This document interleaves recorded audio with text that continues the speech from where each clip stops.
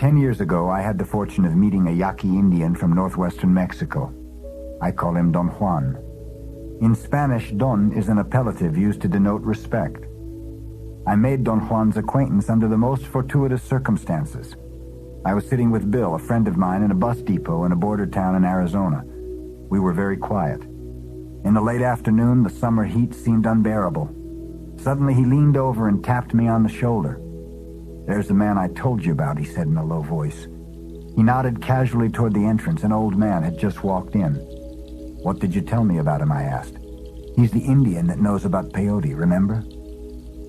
Don Juan and I became friends, and for a year I paid him innumerable visits. I found his manner very reassuring and his sense of humor superb. But above all, I felt there was a silent consistency about his acts, a consistency which was thoroughly baffling to me. I felt a strange delight in his presence, and at the same time I experienced a strange discomfort. His mere company forced me to make a tremendous reevaluation of my models of behavior. I had been reared, perhaps like everyone else, to have a readiness to accept man as an essentially weak and fallible creature. What impressed me about Don Juan was the fact that he did not make a point of being weak and helpless. And just being around him ensured an unfavorable comparison between his way of behaving and mine.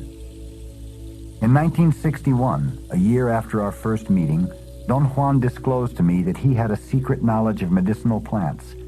He told me he was a brujo. The Spanish word brujo can be rendered in English as sorcerer, medicine man, curer. From that point on, the relation between us changed. I became his apprentice, and for the next 4 years he endeavored to teach me the mysteries of sorcery. I have written about that apprenticeship in the teachings of Don Juan, a Yaqui way of knowledge.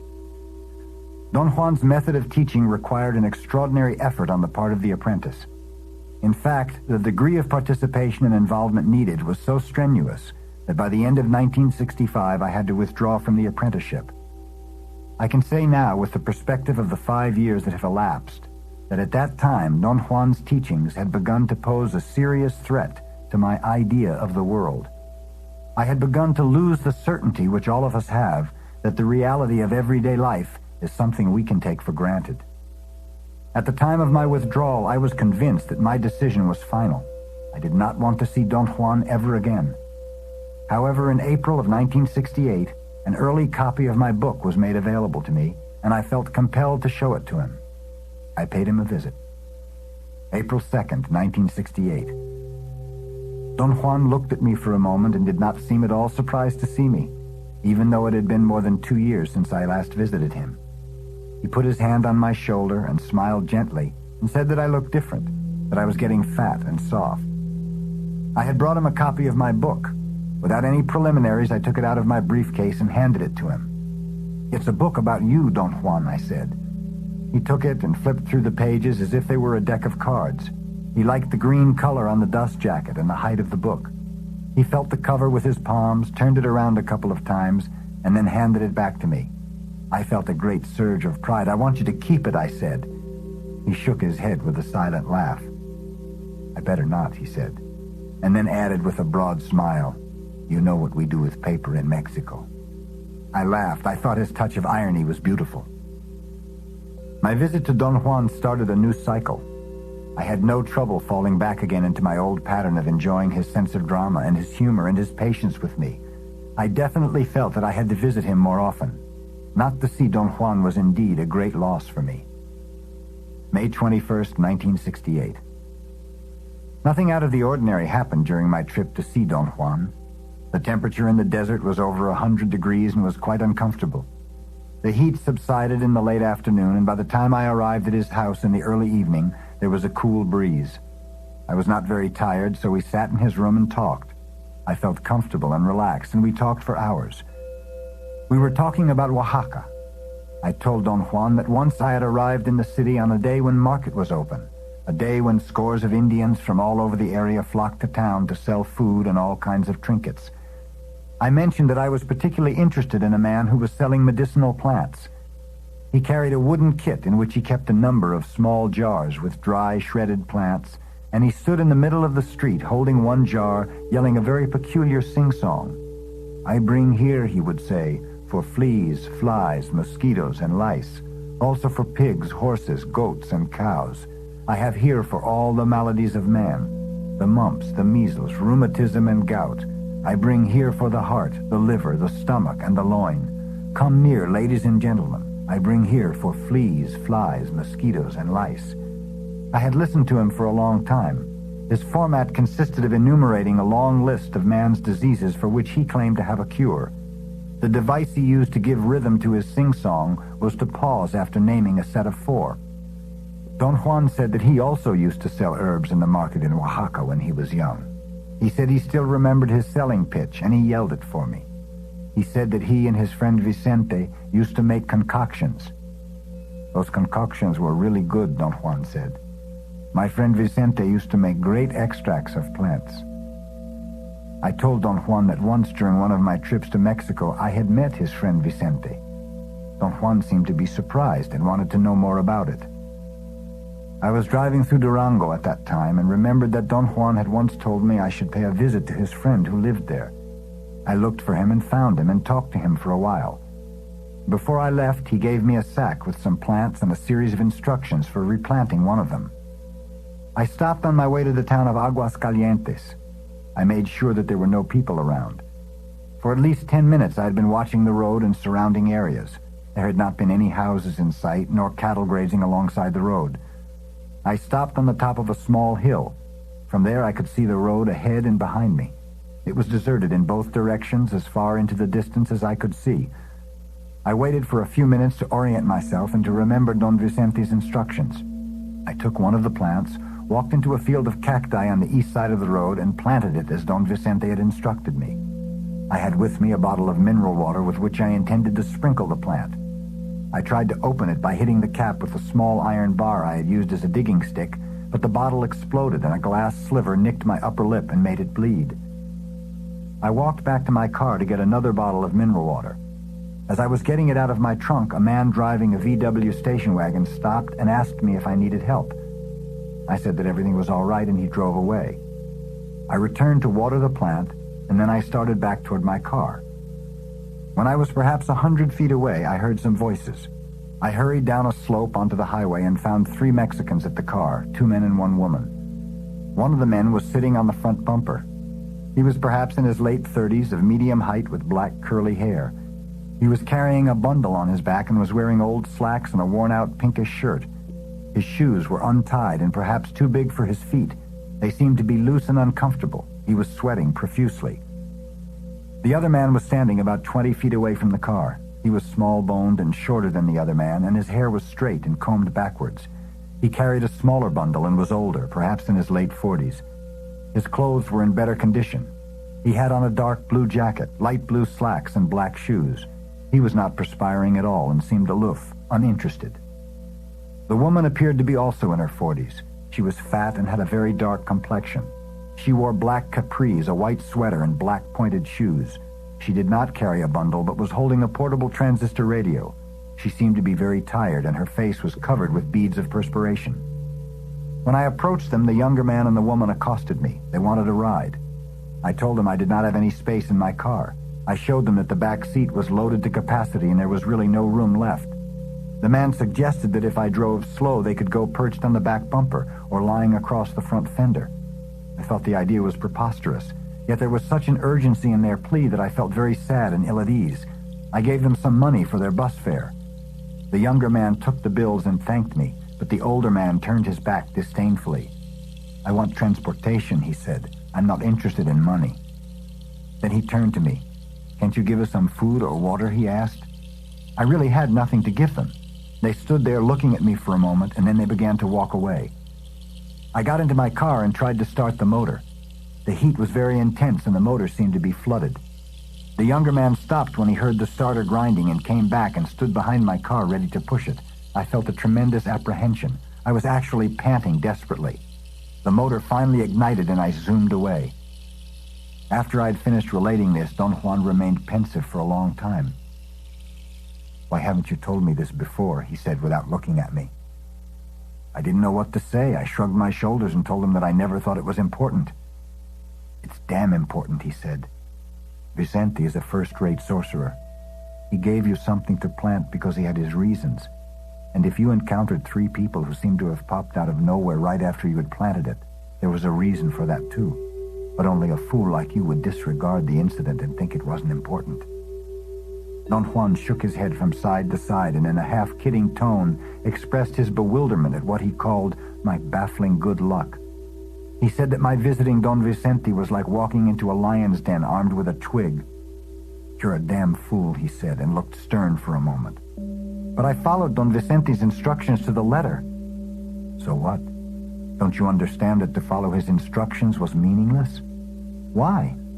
"Because those instructions were designed for someone who could see, not for an idiot who got out with his life just by sheer luck. You went to see Vicente without preparation. He liked you and gave you a gift, and that gift could easily have cost you your life." "But why did he give me something so serious? If he's a sorcerer, he should have known that I don't know anything." "No, he couldn't have seen that. You look as though you know, but you don't know much, really." I said I was sincerely convinced that I had never misrepresented myself, or at least not deliberately. He was quiet for some time, then he shrugged his shoulders and smiled. "It's useless to complain," he said, "and yet it's so difficult not to. Gifts of power happen so rarely in one's life. They're unique and precious. Take me, for instance. Nobody has ever made me such a gift. There are few people, to my knowledge, who ever had one. To waste something so unique is a shame." "I see what you mean, Don Juan," I said. "Is there anything I can do now to salvage the gift?" He laughed and repeated several times, "To salvage the gift. That sounds nice," he said. "I like that. Yet there isn't anything one can do to salvage your gift." May 25th, 1968. Don Juan spent nearly all his time today showing me how to assemble trapping devices for small animals. We had been cutting and cleaning branches nearly all morning. There were many questions in my mind. I had to talk to him while we worked, but he had made a joke and said that of the 2 of us, only I could move my hands and my mouth at the same time. We finally sat down to rest and I blurted out a question. "Don't I see things as they really are?" "No. Your eyes have learned only to look. Take, for example, the 3 people you encountered, the 3 Mexicans. You've described them in detail and even told me what clothes they wore, and that only proved to me that you didn't see them at all. If you were capable of seeing, you would have known on the spot that they were not people." "They were not people? What were they?" "They were not people, that's all." "But that's impossible. They were just like you and me." "No, they were not. I'm sure of it." Don Juan said that the 3 people I had seen, whom he called those who are not people, los que no son gente, were in reality Don Vicente's allies. Real people look like luminous eggs when you see them. Non-people always look like people. That's what I meant when I said you cannot see an ally. "Do you mean that some of the people I see in the streets are not really people?" I asked, truly bewildered by his statement. "Some of them are not," he said emphatically. On September 4th, 1968, I went to Sonora to visit Don Juan. Following a request he had made during my previous visit to him, I stopped on the way in Hermosillo to buy him a non-commercial tequila called Bocanora. His request seemed very odd to me at that time since I knew he disliked drinking, but I bought 4 bottles and put them in a box along with other things I had brought for him. "Why, you got 4 bottles," he said, laughing when he opened the box. "I asked you to buy me 1. I believe you thought the Bacanora was for me, but it's for my grandson, Lucio, and you have to give it to him as though it's a personal gift of your own." I had met Don Juan's grandson 2 years before. He was 28 years old then. He was very tall, over 6 feet, and was always extravagantly well-dressed for his means and in comparison to his peers. Lucio was delighted to receive the liquor and immediately took the bottles inside his house, apparently to put them away. Don Juan made a casual comment that one should never hoard liquor and drink alone. Lucio's house was a flimsy 2-room dirt floor wattle and daub construction. There were 8 men inside the house, including Don Juan.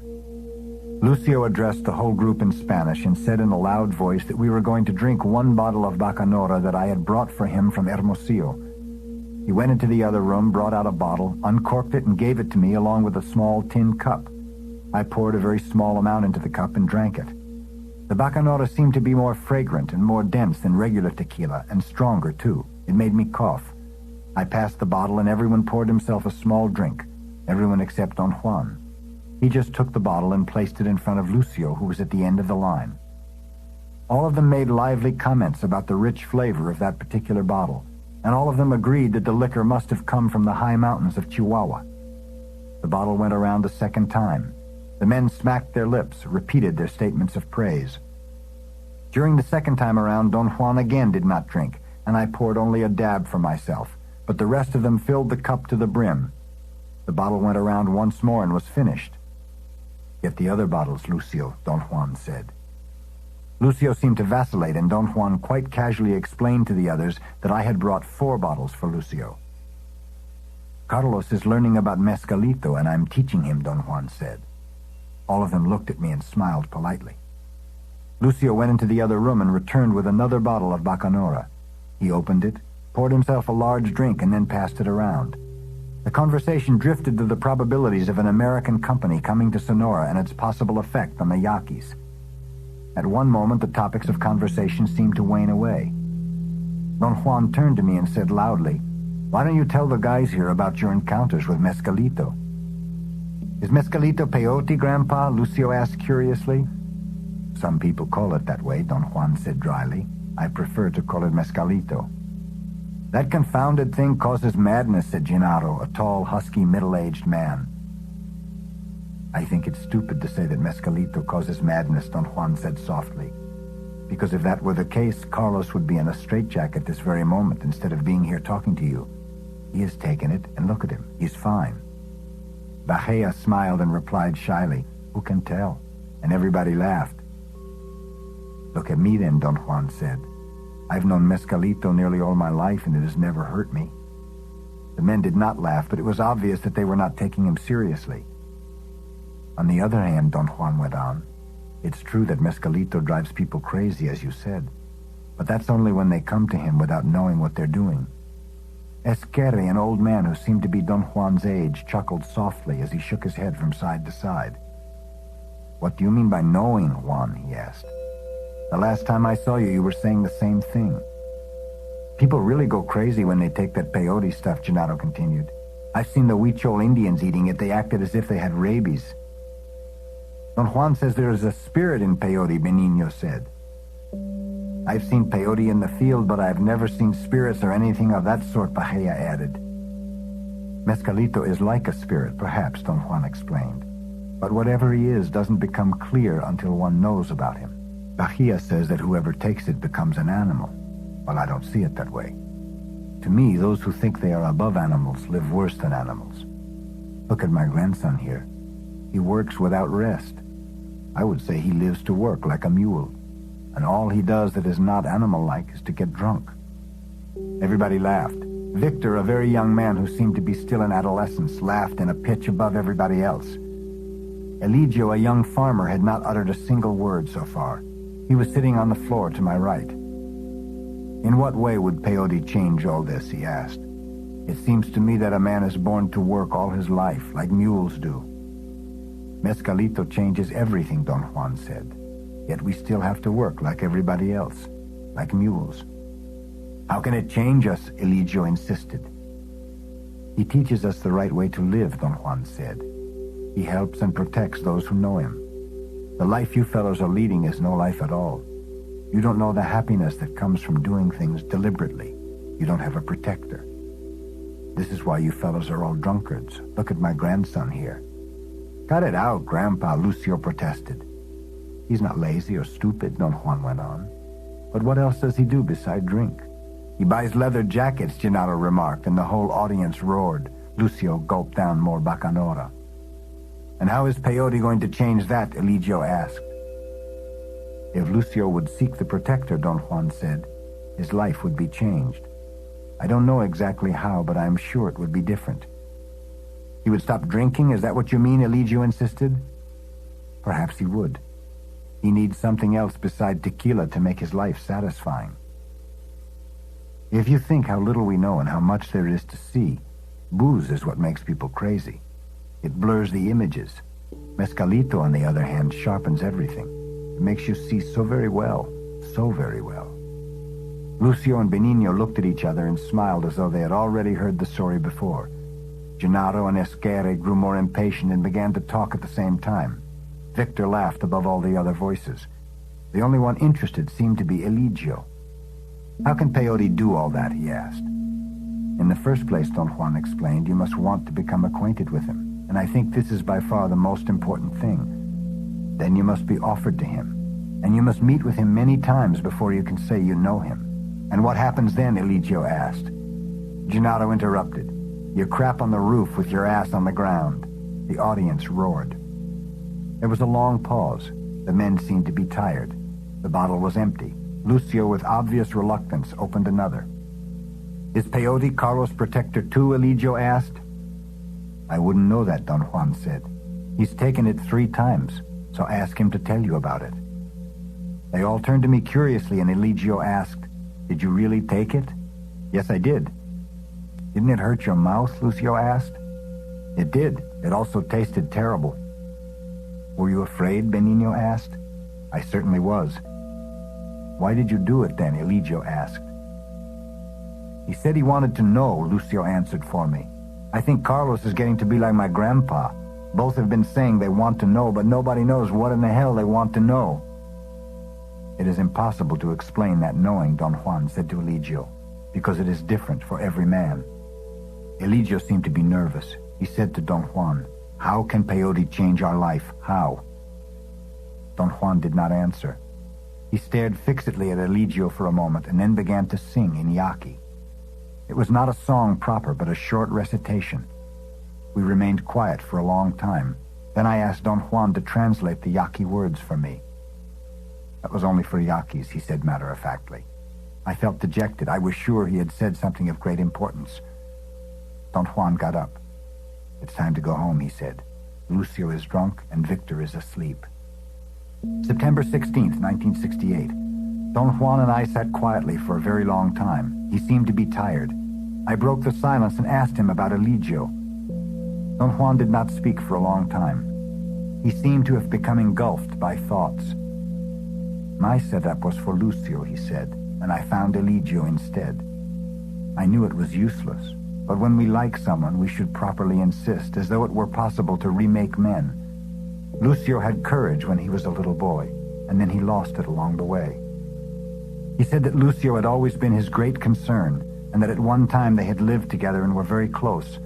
But Lucio became gravely ill when he was 7, and Don Juan's son, a devout Catholic, made a vow to the Virgin of Guadalupe that Lucio would join a sacred dancing society if his life were spared. Lucio recovered and was forced to carry out the promise. He lasted 1 week as an apprentice and then made up his mind to break the vow. He thought he would have to die as a result of it, braced himself, and for a whole day he waited for death to come. Everybody made fun of the boy, and the incident was never forgotten. October 4th, 1968. At a certain moment today, I asked Don Juan if he minded talking a bit more about seeing. "If you want to see, you have to let the smoke guide you," he said emphatically. "I won't talk about this anymore." I was helping him clean some dry herbs. We worked in complete silence for a long time. At a given moment, I brought up a question to him in a sort of compulsive, almost belligerent outburst. "How does a man of knowledge exercise controlled folly when it comes to the death of a person he loves?" I asked. Don Juan was taken aback by my question and looked at me quizzically. "Take your grandson, Lucio," I said. "Would your acts be controlled folly at the time of his death?" "Take my son, Eulalio. That's a better example," Don Juan replied calmly. "He was crushed by rocks while working in the construction of the Pan American Highway. My acts toward him at the moment of his death were controlled folly.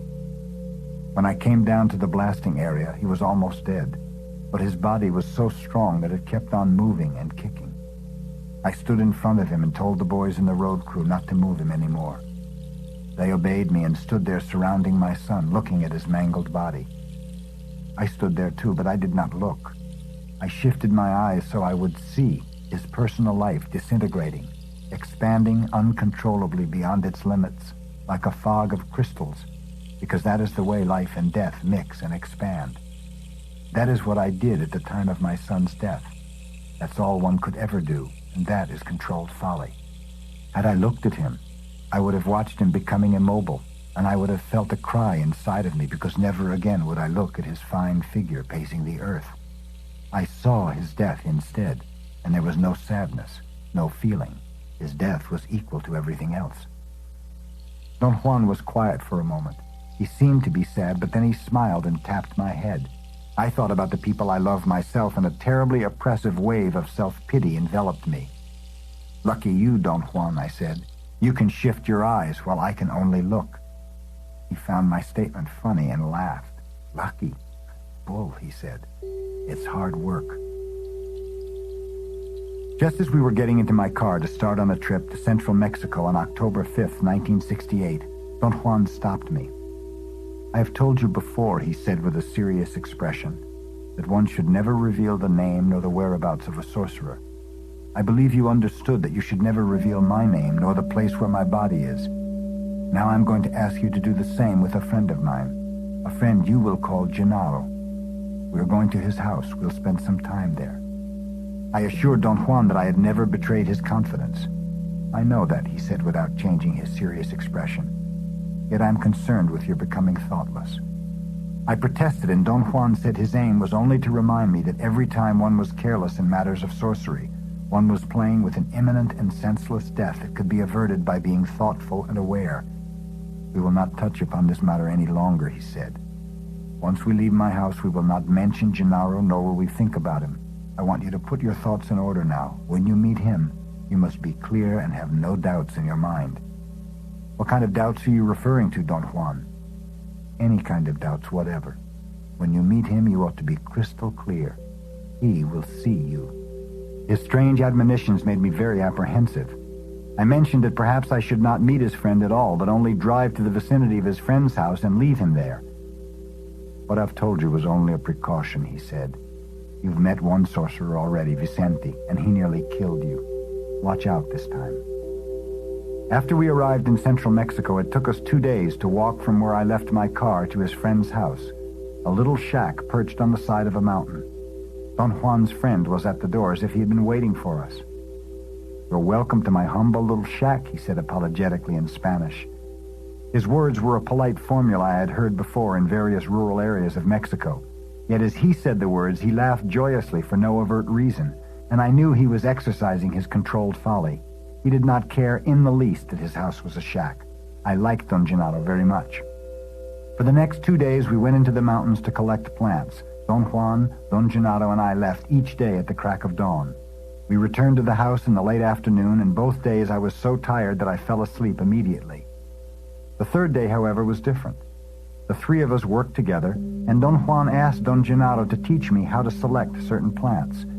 We returned around noon, and the old men sat for hours in front of the house in complete silence, as if they were in a state of trance.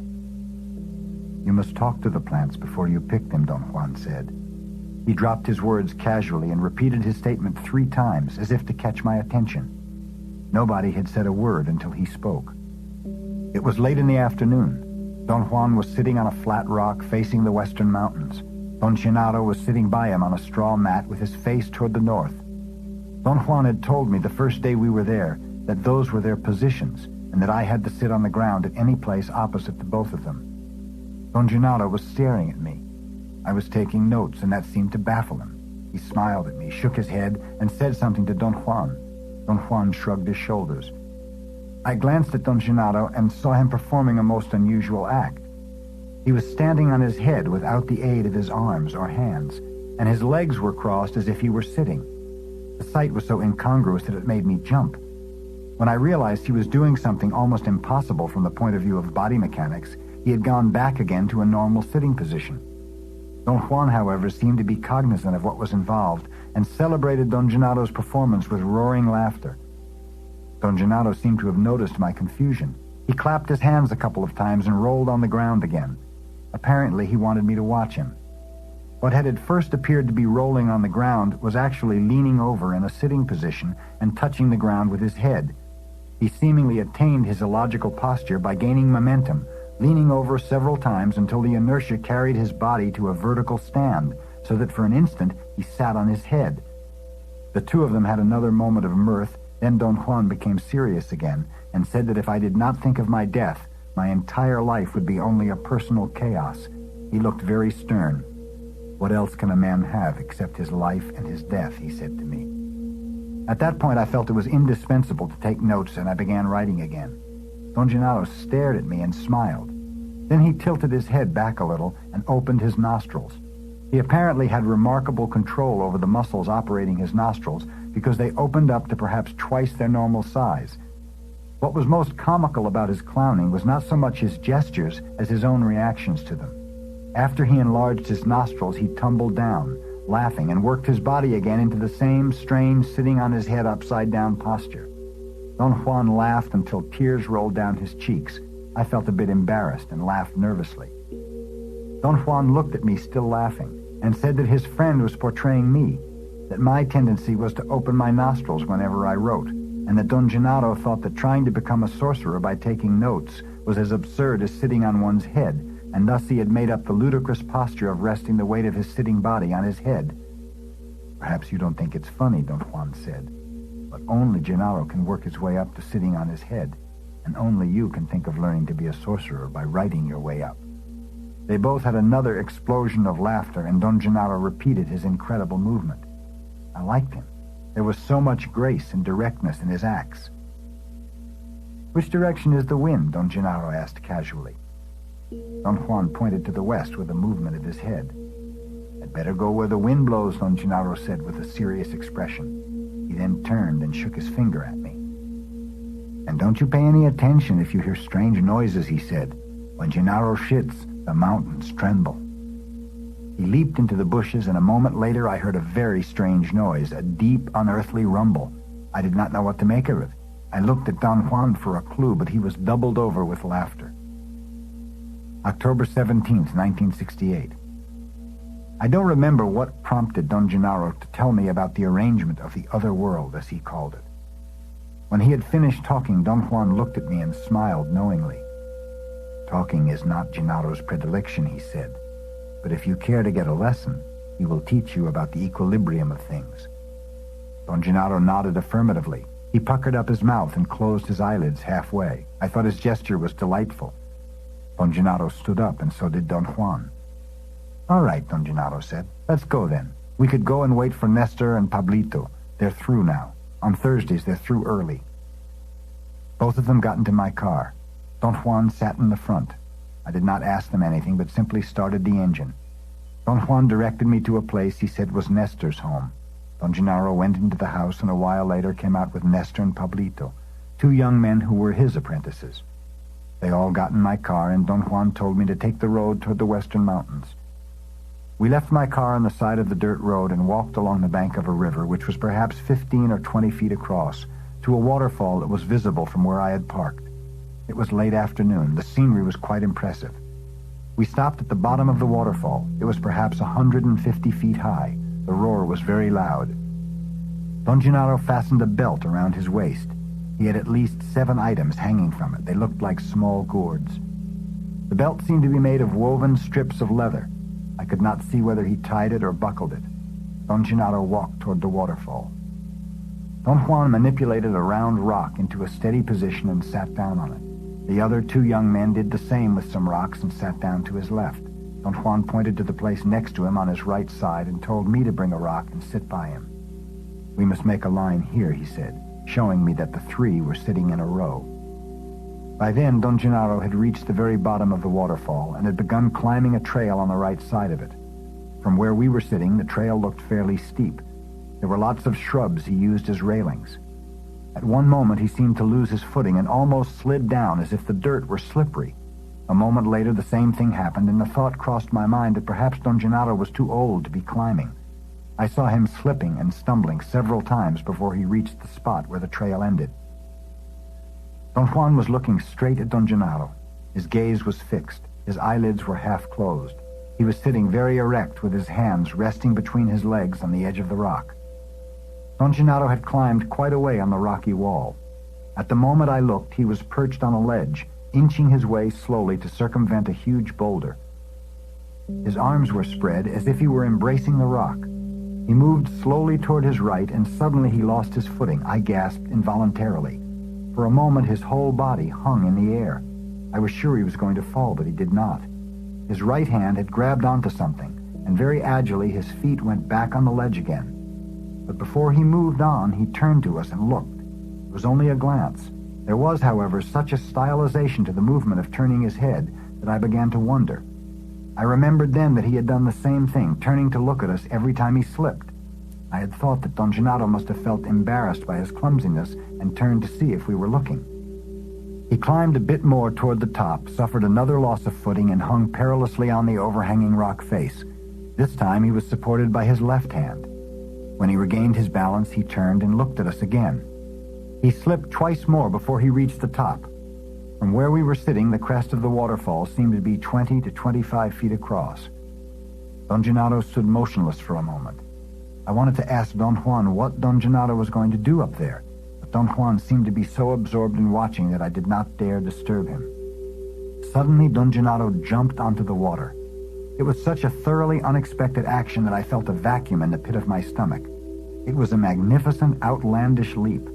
For a second, I had the clear sensation that I had seen a series of superimposed images of his body making an elliptical flight to the middle of the stream. When my surprise receded, I noticed that he had landed on a rock on the edge of the fall, a rock which was barely visible from where we were sitting. He stayed perched there for a long time. He seemed to be fighting the power of the onrushing water. Twice he hung over the precipice, and I could not determine what he was clinging to. He gained his balance and squatted on the rock. Then he leaped again like a tiger. I could barely see the next rock where he landed. It was like a small cone on the very edge of the fall. He remained there almost 10 minutes. He was motionless. His immobility was so impressive to me that I was shivering. I wanted to get up and walk around. Don Juan noticed my nervousness and told me imperatively to be calm. Don Gennaro's stillness plunged me into an extraordinary and mysterious terror. I felt that if he remained perched there any longer, I could not control myself. Suddenly he jumped again, this time all the way to the other bank of the waterfall. He landed on his feet and hands like a feline. He remained in a squat position for a moment, then he stood up and looked across the fall to the other side and then down at us. He stayed dead still looking at us. His hands were clasped at his sides as if he were holding onto an unseen railing. There was something truly exquisite about his posture. His body seemed so nimble, so frail. I thought that Don Gennaro, with his headband and feathers, his dark poncho, and his bare feet, was the most beautiful human being I had ever seen. He threw his arms up suddenly, lifted his head, and flipped his body swiftly in a sort of lateral somersault to his left. The boulder where he had been standing was round, and when he jumped, he disappeared behind it. Huge drops of rain began to fall at that moment. Don Juan got up, and so did the two young men. Their movement was so abrupt that it confused me. Don Gennaro's masterful feat had thrown me into a state of profound emotional excitement. I felt he was a consummate artist, and I wanted to see him right then, to applaud him. I strained to look on the left side of the waterfall to see if he was coming down, but he was not. I insisted on knowing what happened to him. Let him be wherever he is. Perhaps he is an eagle flying to the other world, or perhaps he has died up there. It doesn't matter now. October 23rd, 1968. Don Juan casually mentioned that he was going to make another trip to central Mexico in the near future. Are you going to visit Don Gennaro? I asked. Perhaps, he said without looking at me. He's all right, isn't he, Don Juan? I mean, nothing bad happened to him up there on top of the waterfall, did it? Nothing happened to him. He is sturdy. Don Juan looked at me and said in a mischievous tone, You're dying to ask me about Gennaro's lesson, aren't you? I laughed with embarrassment. I had been obsessed with everything that took place at the waterfall. Gennaro risked a great deal to show you something magnificent. Too bad you can't see. Seeing is very difficult, he said. I begged him to explain his statement. Seeing is not a matter of talk, he said imperatively. Obviously, he was not going to tell me anything more, so I gave up and left the house to run some errands for him. When I returned, it was already dark. We had something to eat, and afterwards we walked out to the Ramada. We had no sooner sat down than Juan began to talk about Don Gennaro's lesson. He said that Don Gennaro, being a master of balance, could perform very complex and difficult movements. The action of sitting on his head without the aid of his hands was at best a freakish stunt that lasted only an instant. In Don Gennaro's opinion, writing about seeing was the same. That is, it was a precarious maneuver. as odd and as unnecessary as sitting on one's head. Don Juan peered at me in the dark and in a very dramatic tone said that while Don Gennaro was horsing around sitting on his head, I was on the very verge of seeing. Don Gennaro noticed it and repeated his maneuvers over and over to no avail because I had lost the thread right away. Don Juan said that afterwards Don Gennaro, moved by his personal liking for me, attempted in a very dramatic way to bring me back to that verge of seeing. After very careful deliberation, he decided to show me a feat of equilibrium by crossing the waterfall. He felt that the waterfall was like the edge on which I was standing, and was confident I could also make it across. Don Juan then explained Don Gennaro's feat. He said that he had already told me that human beings were, for those who saw, luminous beings composed of something like fibers of light, which rotated from the front to the back and maintained the appearance of an egg. He said that he had also told me that the most astonishing part of the egg-like creatures was a set of long fibers that came out of the area around the navel. Don Juan said that those fibers were of the utmost importance in the life of a man. Those fibers were the secret of Don Gennaro's balance, and his lesson had nothing to do with acrobatic jumps across the waterfall. His feat of equilibrium was in the way he used those tentacle-like fibers. Don Juan dropped the subject as suddenly as he had started it and began to talk about something thoroughly unrelated. October 24th, 1968.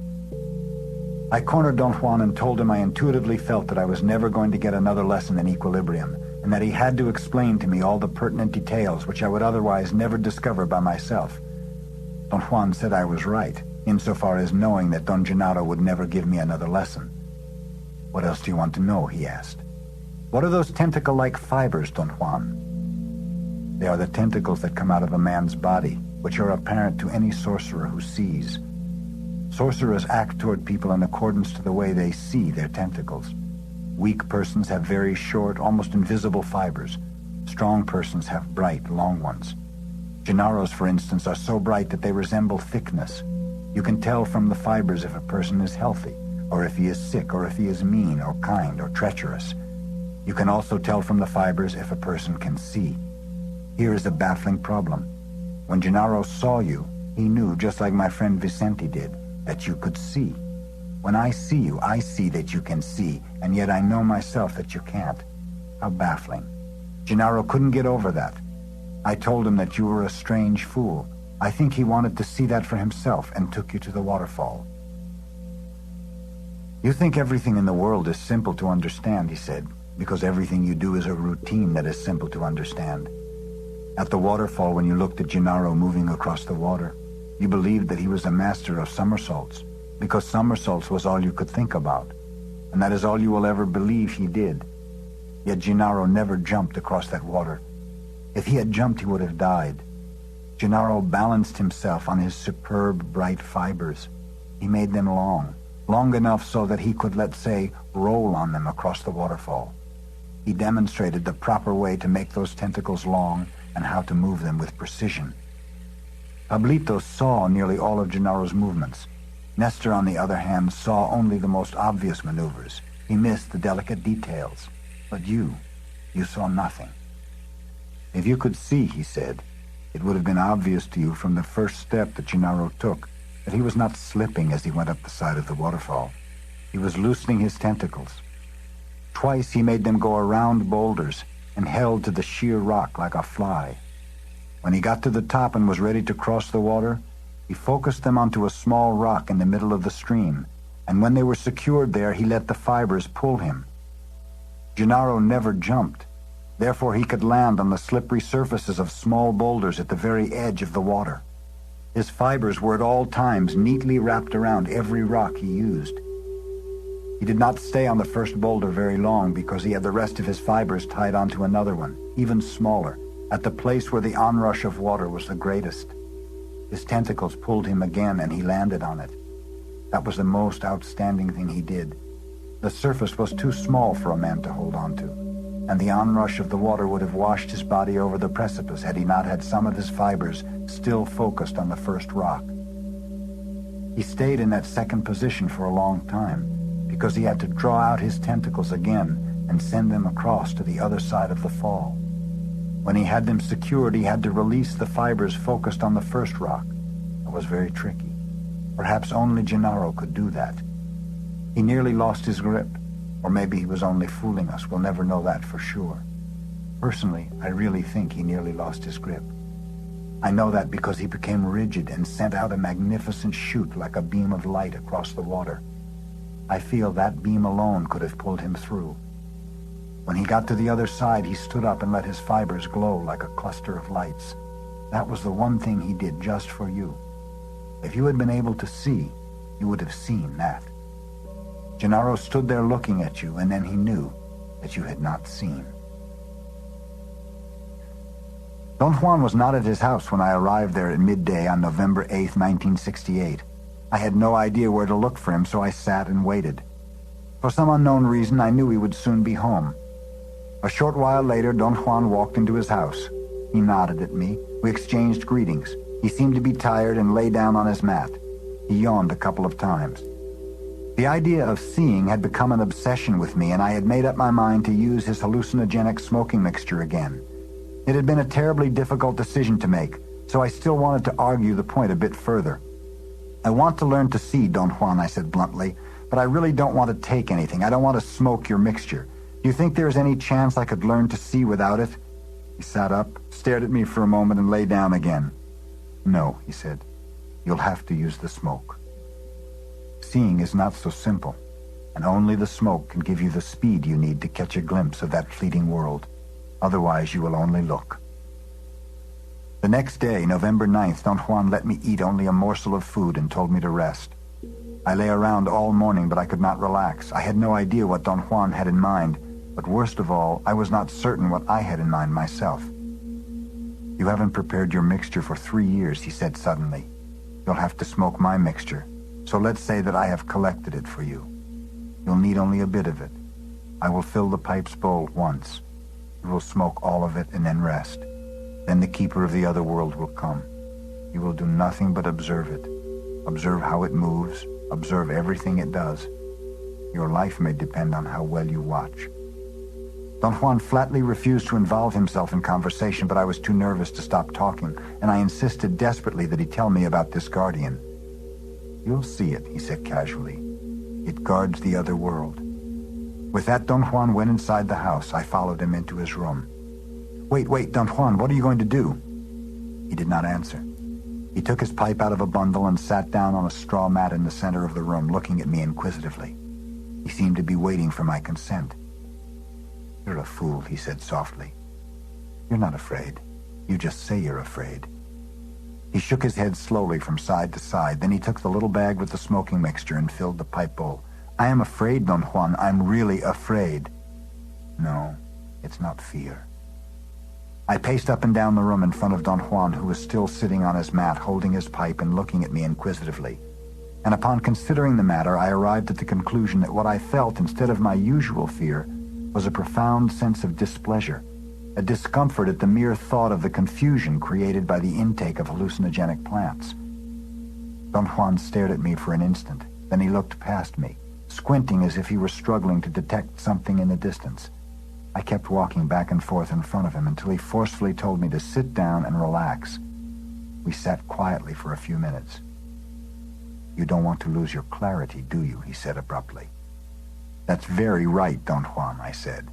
He laughed with apparent delight. Clarity, the second enemy of a man of knowledge, has loomed upon you. You're not afraid, he said reassuringly, but now you hate to lose your clarity. And since you're a fool, you call that fear. He chuckled. Get me some charcoals, he ordered. His tone was kind and reassuring. I got up automatically and went to the back of the house and gathered some small pieces of burning charcoal from the fire, put them on top of a small stone slab, and returned to the room. Come out here to the porch, Don Juan called loudly from outside. He placed a straw mat on the spot where I usually sit. I put the charcoals next to him and he blew on them to activate the fire. I was about to sit down, but he stopped me and told me to sit on the right edge of the mat. He then put a piece of charcoal in the pipe and handed it to me. I took it. I was amazed at the silent forcefulness with which Don Juan had steered me. I could not think of anything to say. I had no more arguments. I was convinced that I was not afraid, but only unwilling to lose my clarity. "Puff, puff," he ordered me gently. "Just one bowl this time." I sucked on the pipe and heard the chirping of the mixture catching on fire. I felt an instantaneous coat of ice inside my mouth and my nose. I took another puff and the coating extended to my chest. When I had taken the last puff, I felt that the entire inside of my body was coated with a peculiar sensation of cold warmth. Don Juan took the pipe away from me and tapped the bowl on his palm to loosen the residue. Then, as he always does, he wet his finger with saliva and rubbed it inside the bowl. My body was numb, but I could move. I changed positions to sit more comfortably. "What's going to happen?" I asked. I had some difficulty vocalizing. Don Juan very carefully put his pipe inside its sheath and rolled it up in a long piece of cloth. Then he sat up straight, facing me. I felt dizzy. My eyes were closing involuntarily. Don Juan shook me vigorously and ordered me to stay awake. He said I knew very well that if I fell asleep I would die. That jolted me. It occurred to me that Don Juan was probably just saying that to keep me awake, but on the other hand, it also occurred to me that he might be right. I opened my eyes as wide as I could, and that made Don Juan laugh. He said that I had to wait for a while and keep my eyes open all the time, and that at a given moment I would be able to see the guardian of the other world. I felt a very annoying heat all over my body. I tried to change position, but I could not move anymore. I wanted to talk to Don Juan. The words seemed to be so deep inside of me that I could not bring them out. Then I tumbled on my left side and found myself looking at Don Juan from the floor. He leaned over and ordered me in a whisper not to look at him, but to stare fixedly at a point on my mat which was directly in front of my eyes. He said that I had to look with one eye, my left eye, and that sooner or later I would see the guardian. I fixed my stare on the spot he had pointed to, but I did not see anything. At a certain moment, however, I noticed a gnat flying in front of my eyes. It landed on the mat. I followed its movements. It came very close to me, so close that my visual perception blurred. And then, all of a sudden, I felt as if I had stood up. It was a very puzzling sensation that deserved some pondering, but there was no time for that. I had the total sensation that I was looking straight onward from my usual eye level, and what I saw shook up the last fiber of my being. There is no other way to describe the emotional jolt I experienced.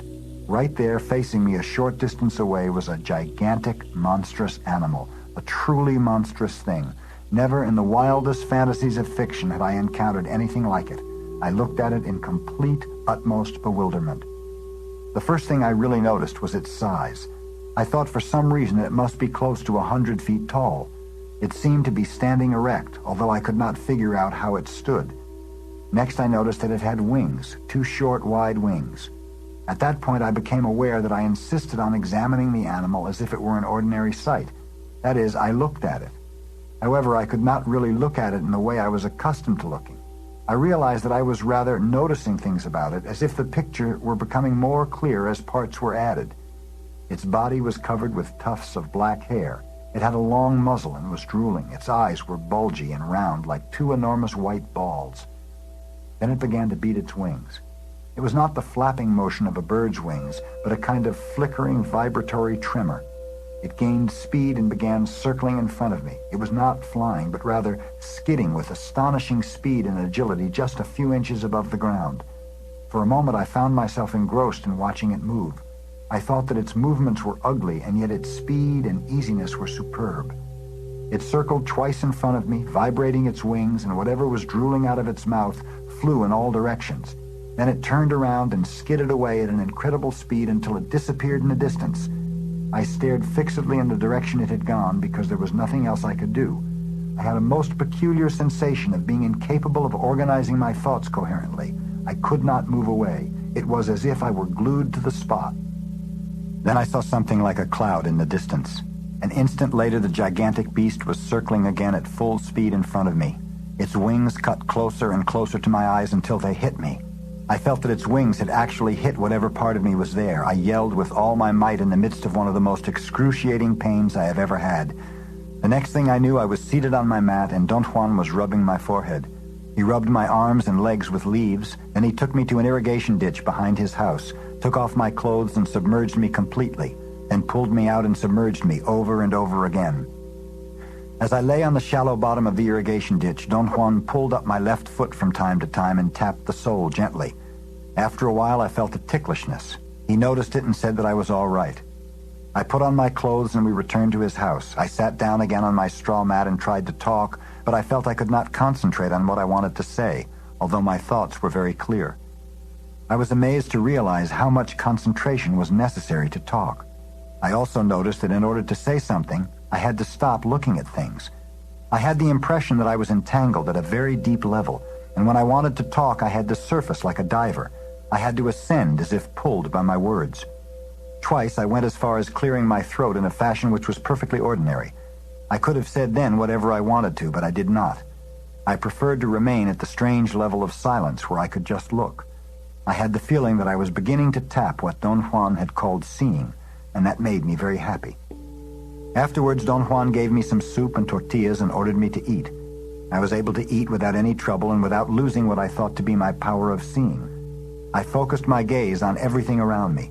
I was convinced I could see everything, and yet the world looked the same to the best of my assessment. I struggled to see until it was quite dark. I finally got tired and lay down and went to sleep.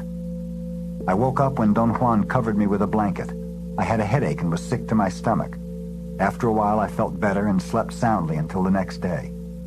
In the morning, I was myself again. I asked Don Juan eagerly, "What happened to me?" Don Juan laughed coyly. "You went to look for the keeper, and of course you found it," he said. November 12, 1968. This morning, Don Juan and I went to the nearby hills to collect plants. We walked about 6 miles on extremely rough terrain. I became very tired. We sat down to rest at my initiative, and he began a conversation, saying that he was pleased with my progress. Later on, we talked again about the guardian of the other world. "If I believe that whatever I have experienced is actually real," I said, "then the guardian is a gigantic creature that can cause unbelievable physical pain. And if I believe that one can actually travel enormous distances by an act of will, then it's logical to conclude that I could also will the monster to disappear. Is that correct?" "Not exactly," he said. "You cannot will the guardian to disappear. Your will can stop it from harming you, though. Of course, if you ever accomplish that, the road is open to you. You can actually go by the guardian, and there's nothing that it can do, not even whirl around madly. How can I accomplish that? You already know how. All you need now is practice." I told him that we were having a misunderstanding that stemmed from our differences in perceiving the world. "You really know how to talk and say nothing, don't you?" he said, laughing. "I've told you, you have to have an unbending intent in order to become a man of knowledge. But you seem to have an unbending intent to confuse yourself with riddles. You insist on explaining everything as if the whole world were composed of things that can be explained. Now you are confronted with the guardian and with the problem of moving by using your will. Has it ever occurred to you that only a few things in this world can be explained your way? When I say that the guardian is really blocking your passing and could actually knock the devil out of you, I know what I mean. When I say that one can move by one's will, I also know what I mean." Don Juan asked me abruptly if I was planning to leave for home during the weekend. I said I intended to leave Monday morning. We were sitting under his ramada around midday on Saturday, January 18th, 1969, taking a rest after a long walk in the nearby hills. Don Juan got up and went into the house. A few moments later, he called me inside. He was sitting in the middle of his room and had placed my straw mat in front of his. He motioned me to sit down, and without saying a word, he unwrapped his pipe, took it out of its sheath, filled its bowl with his smoking mixture, and lit it. He had even brought into his room a clay tray filled with small charcoals. He did not ask me whether I was willing to smoke. He just handed me the pipe and told me to puff. I did not hesitate. Don Juan had apparently assessed my mood correctly. My overwhelming curiosity about the guardian must have been obvious to him. I did not need any coaxing and eagerly smoked the entire bowl. Don Juan lay down on his side facing me. I felt very content. "It's nice," I said. Don Juan got up hurriedly. "Don't you dare start with this crap," he said forcefully. "Don't talk. You'll waste every bit of energy talking, and then the guardian will mash you down like you would smash a gnat." He must have thought that his simile was funny because he began to laugh, but he stopped suddenly. "Don't talk. Please, don't talk," he said with a serious look on his face. "I wasn't about to say anything," I said, and I really did not want to say that. Don Juan got up. I saw him walking away toward the back of his house. A moment later, I noticed that a gnat had landed on my mat, and that filled me with a kind of anxiety I had never experienced before. It was a mixture of elation, anguish, and fear. I was totally aware that something transcendental was about to unfold in front of me. A gnat who guarded the other world. It was a ludicrous thought. I felt like laughing out loud. But then I realized that my elation was distracting me, and I was going to miss a transition period I wanted to clarify.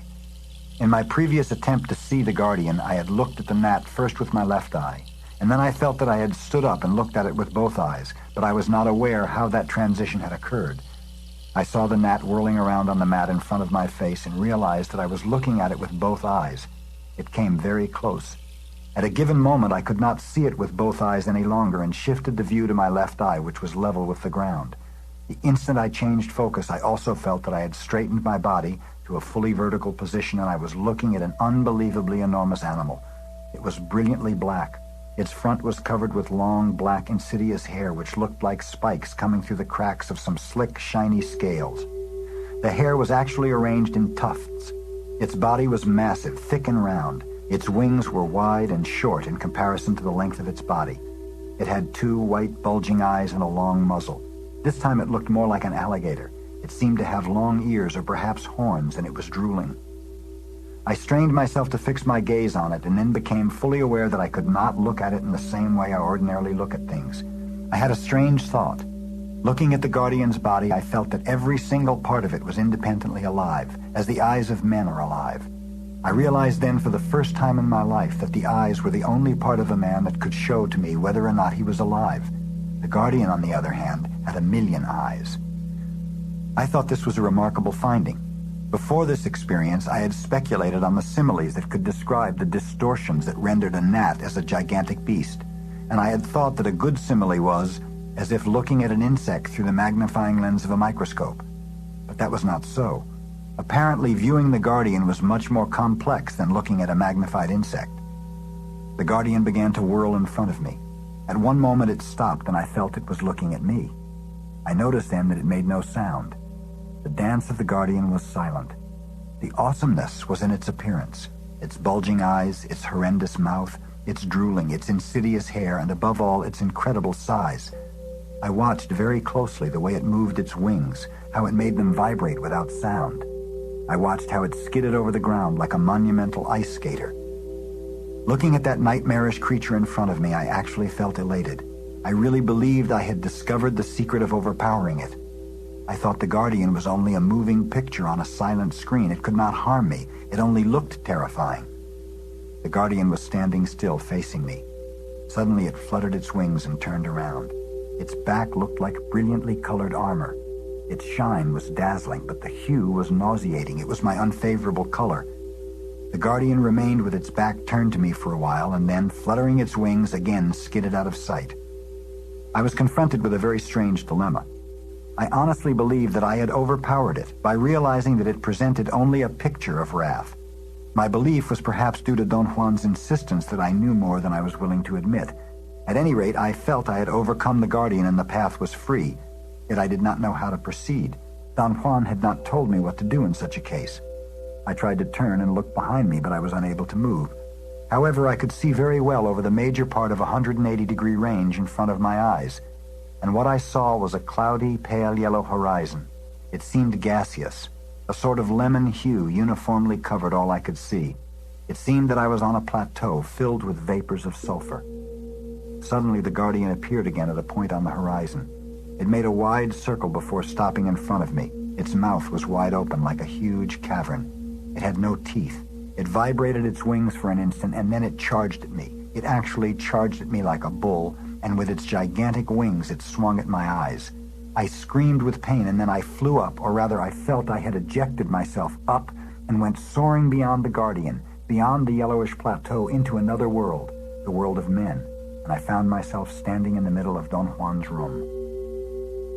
January 19th, 1969.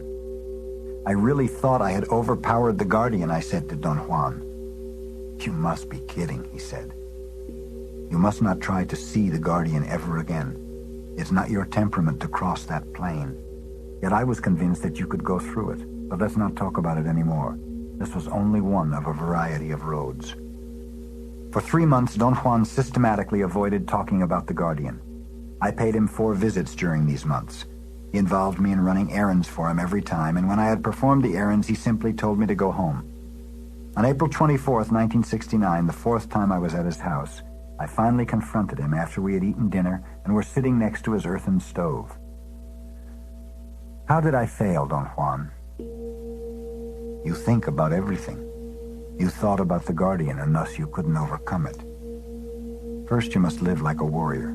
I think you understand that very well." I wanted to interject something in my defense, but he gestured with his hand to be quiet. "Your life is fairly tight.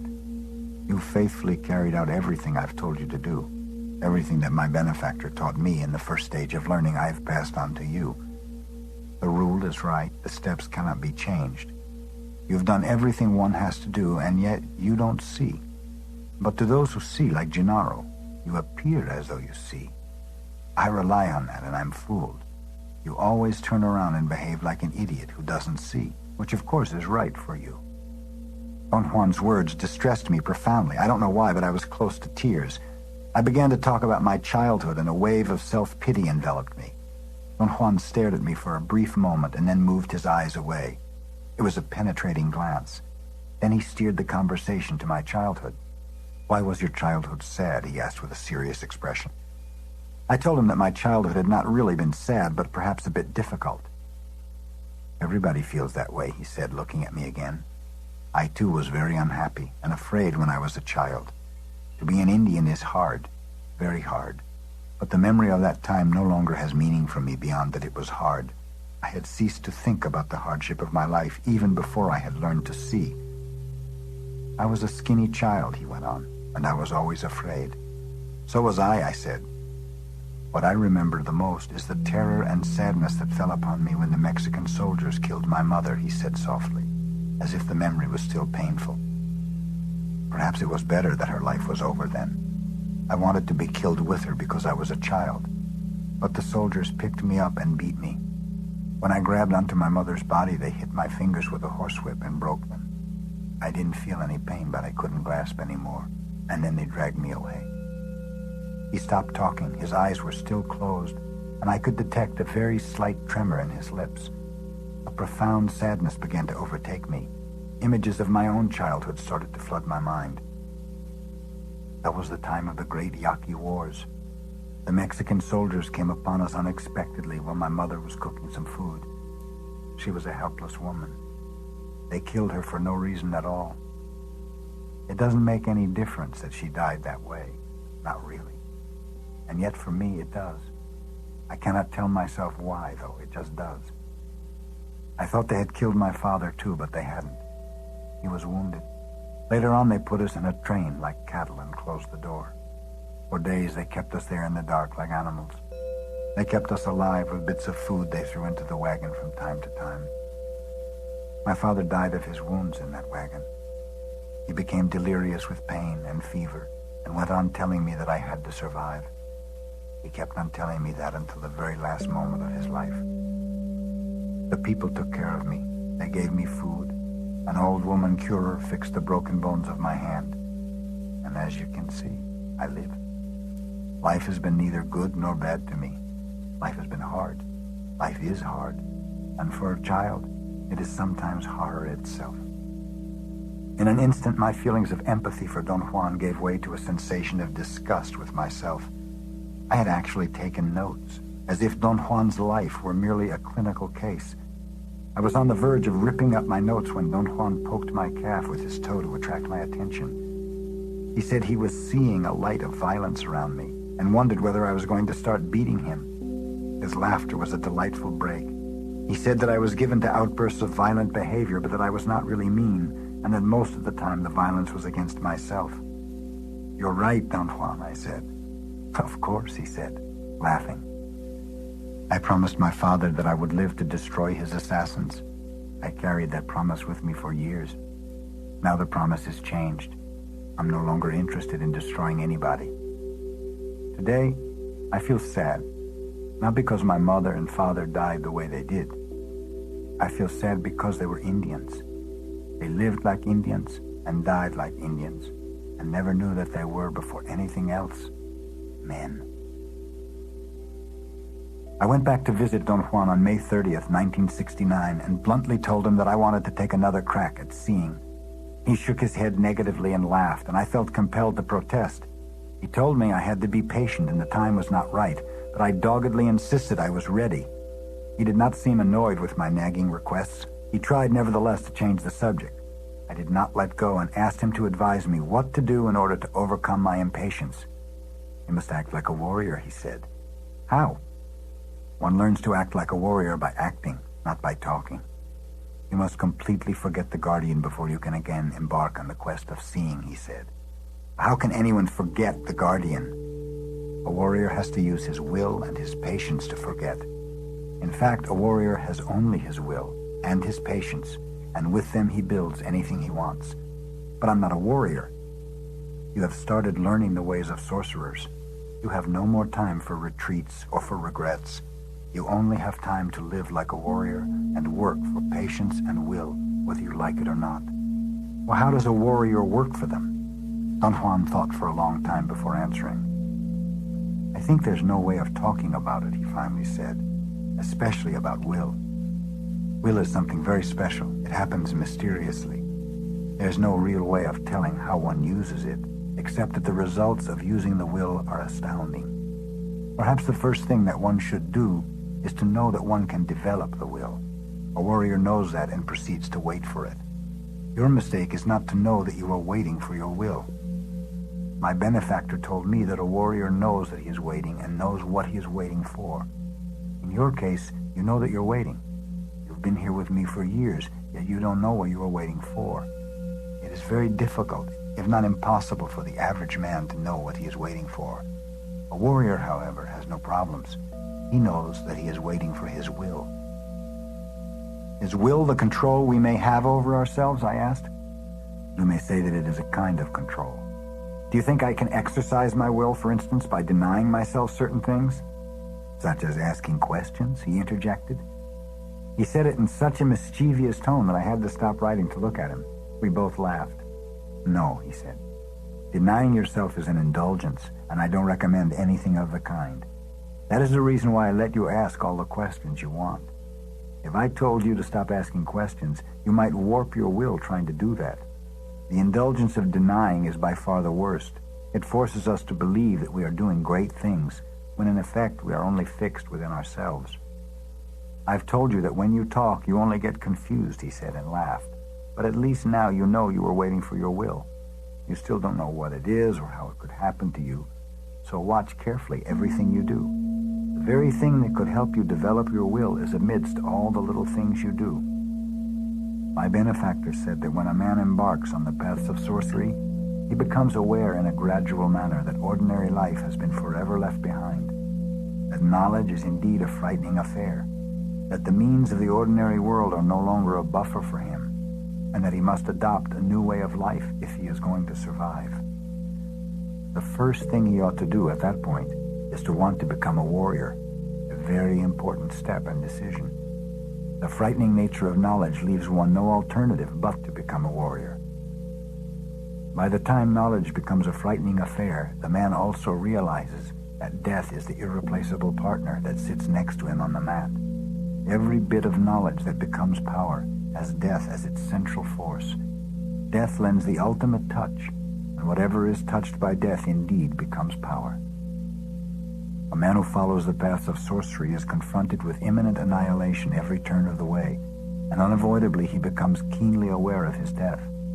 Without the awareness of death, he would be only an ordinary man involved in ordinary acts. He would lack the necessary potency, the necessary concentration that transforms one's ordinary time on earth into magical power. Thus, to be a warrior, a man has to be, first of all, and rightfully so, keenly aware of his own death. But to be concerned with death would force any one of us to focus on the self, and that would be debilitating. So the next thing one needs to be a warrior is detachment. The idea of imminent death, instead of becoming an obsession, becomes an indifference. The sole idea of being detached from everything I know gives me the chills, I said. You must be joking. The thing which should give you the chills is not to have anything to look forward to, but a lifetime of doing that which you have always done. Think of the man who plants corn year after year until he's too old and tired to get up. So he lies around like an old dog. His thoughts and feelings, the best of him, ramble aimlessly to the only things he has ever done, to plant corn. For me, that is the most frightening waste there is. We are men, and our lot is to learn and to be hurled into inconceivable new worlds. Are there any new worlds for us really? I asked, half in jest. We have exhausted nothing, you fool, he said imperatively. Seeing is for impeccable men. Temper your spirit now, become a warrior, learn to see, and then you'll know that there is no end to the new worlds for our vision. Don Juan did not make me leave after I had run his errands as he had been doing lately. He said I could stay, and the next day, June 28th, 1969, just before noon, he told me I was going to smoke again. Am I going to try to see the Guardian again? No, that's out. This is something else. He took me to the mouth of a canyon at the bottom of the hills. It was about an hour's walk. We rested for a short while, and then he guided me through the thick desert underbrush to a waterhole. That is, to a spot he said was a waterhole. It was as dry as any other spot in the surrounding area. Sit in the middle of the waterhole, he ordered me. I obeyed and sat down. Are you going to sit here too? I asked. I saw him fixing a place to sit some 20 yards from the center of the waterhole against the rocks on the side of the mountain. He said he was going to watch me from there. I was sitting with my knees against my chest. He corrected my position and told me to sit with my left leg tucked under my seat and my right one bent, with the knee in an upward position. My right arm had to be by my side with my fist resting on the ground, while my left arm was crossed over my chest. He told me to face him and stay there, relaxed but not abandoned. He then took a sort of whitish cord from his pouch. It looked like a big loop. He looped it around his neck and stretched it with his left hand until it was taut. He plucked the tight string with his right hand. It made a dull, vibratory sound. He relaxed his grip and looked at me and told me that I had to yell a specific word if I began to feel that something was coming at me when he plucked the string. I asked what was supposed to come at me, and he told me to shut up. He signaled me with his hand that he was going to commence. I had a moment of genuine apprehension. I wanted to inquire about the reason for our being there, but he did not give me time and began plucking the string. He did it various times at regular intervals of perhaps 20 seconds. I noticed that as he kept plucking the string, he augmented the tension. I could clearly see that his arms and neck were shivering under the stress. The sound became more clear, and I realized then that he added a peculiar yell every time he plucked the string. The combined sound of the tense string and the human voice produced a weird, unearthly reverberation. Don Juan relaxed his grip and looked at me. While he played, his back was turned to me, and he was facing the southeast as I was. When he relaxed, he faced me. Don't look at me when I play, he said. Don't close your eyes, though, not for anything. Look at the ground in front of you and listen. He tensed the string again and began playing. I looked at the ground and concentrated on the sound he was making. I had never heard the sound before in my life. I became very frightened. The eerie reverberation filled the narrow canyon and began to echo. In fact, the sound Don Juan was making was coming back to me as an echo from all around the canyon walls. Don Juan must have also noticed that and increased the tension on his string.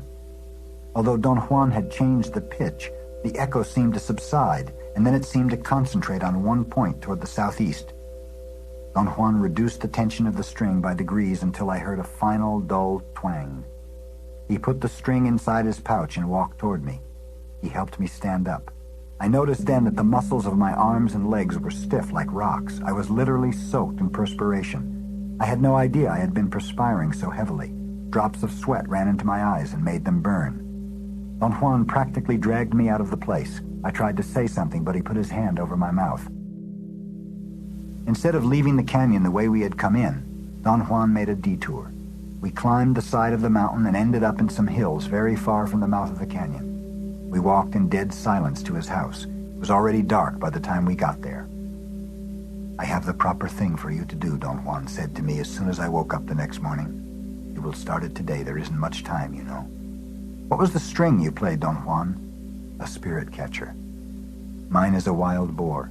When you get one, you will realize that it is alive and can teach you the different sounds it likes. With practice, you will get to know your spirit catcher so well that together you will make sounds full of power.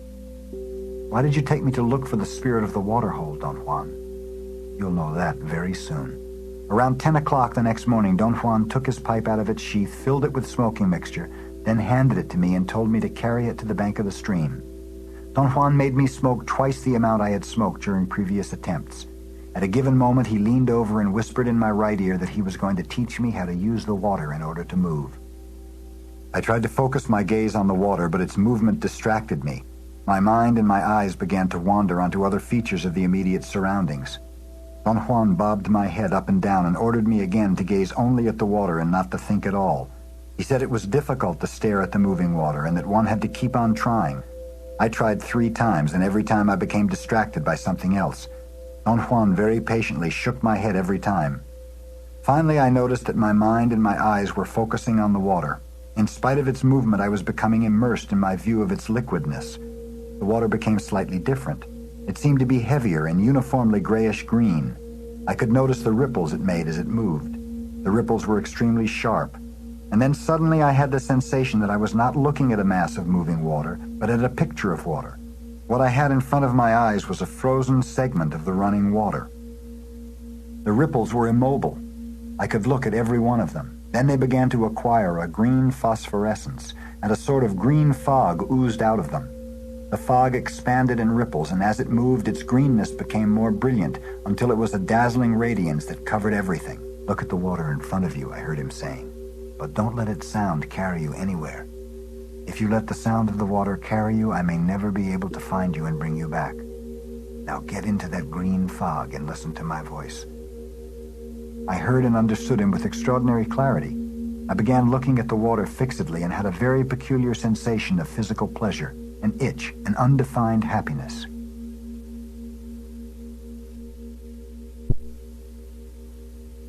For an instant, I saw the fizzling as a slow expansion of green matter. It was a silent explosion. The water burst into a brilliant green mist which expanded until it had enveloped me. I remained suspended in it until a very sharp, sustained, shrill noise shook everything. The fog seemed to congeal into the usual features of the water's surface. The shrill noise was Don Juan yelling, "Hey!" close to my ear. He told me to pay attention to his voice and go back into the fog and wait there until he called me. I said okay in English and heard the cackling noise of his laughter. "Please don't talk," he said. "Don't give me any more okays." I could hear him very well. The sound of his voice was melodious and above all friendly. I knew that without thinking. It was a conviction that struck me and then passed. Don Juan's voice ordered me to focus all my attention on the fog but not abandon myself to it. He said repeatedly that a warrior did not abandon himself to anything, not even to his death. I became immersed in the mist again and noticed that it was not fog at all, or at least it was not what I conceived fog to be like. The fog-like phenomenon was composed of tiny bubbles, round objects that came into my field of vision and moved out of it with a quality. I watched their movement for a while, then a loud, distant noise jolted my attention and I lost my capacity to focus and could no longer perceive the tiny bubbles. All I was aware of then was a green, amorphous, fog-like glow. I heard the loud noise again, and the jolt it gave dispelled the fog at once, and I found myself looking at the water of the irrigation ditch. Then I heard it again, much closer. It was Don Juan's voice. He was telling me to pay attention to him, because his voice was my only guide. He ordered me to look at the bank of the stream and at the vegetation directly in front of me. After a few moments, Don Juan ordered me to return to the fog and asked me again to pay attention to his voice, because he was going to guide me so I could learn how to move. He said that once I saw the bubbles, I should board one of them and let it carry me. I obeyed him and was at once surrounded by the green mist, and then I saw the tiny bubbles. Don Juan's voice kept on urging me to follow one of them and mount it. I wondered how I was supposed to do that, and automatically I voiced the word, "How?" I felt that the word was very deep inside me, and as it came out, it carried me to the surface. The word was like a buoy that emerged out of my depth. I heard myself saying, "How?" and I sounded like a dog howling. Don Juan howled back, also like a dog, and then he made some coyote sounds and laughed. I thought it was very funny, and I actually laughed. Don Juan told me very calmly to let myself become affixed to a bubble by following it. "Go back again," he said. "Go into the fog. Into the fog." I went back and noticed that the movement of the bubbles had slowed down, and they had become as large as basketballs. I viewed them as if I were looking through a window. That is, the frame of the window did not allow me to follow them, but only permitted me to view them coming into and going out of my field of perception. When I ceased to view them as bubbles, however, I was capable of following them. In the act of following them, I became affixed to one of them, and I floated with it. I truly felt I was moving. In fact, I was the bubble, or that thing which resembled a bubble. Then I heard the shrill sound of Don Juan's voice. It jolted me, and I lost my feeling of being it. The sound was extremely frightening. It was a remote voice, very metallic, as if he were talking through a loudspeaker. I made out some of the words. "Look at the banks," he said. I saw a very large body of water. The water was rushing. I could hear the noise it made. "Look at the banks." Don Juan ordered me again. I saw a concrete wall. The sound of the water became terribly loud. The sound engulfed me. Then it ceased instantaneously, as if it had been cut off. I had the sensation of blackness, of sleep.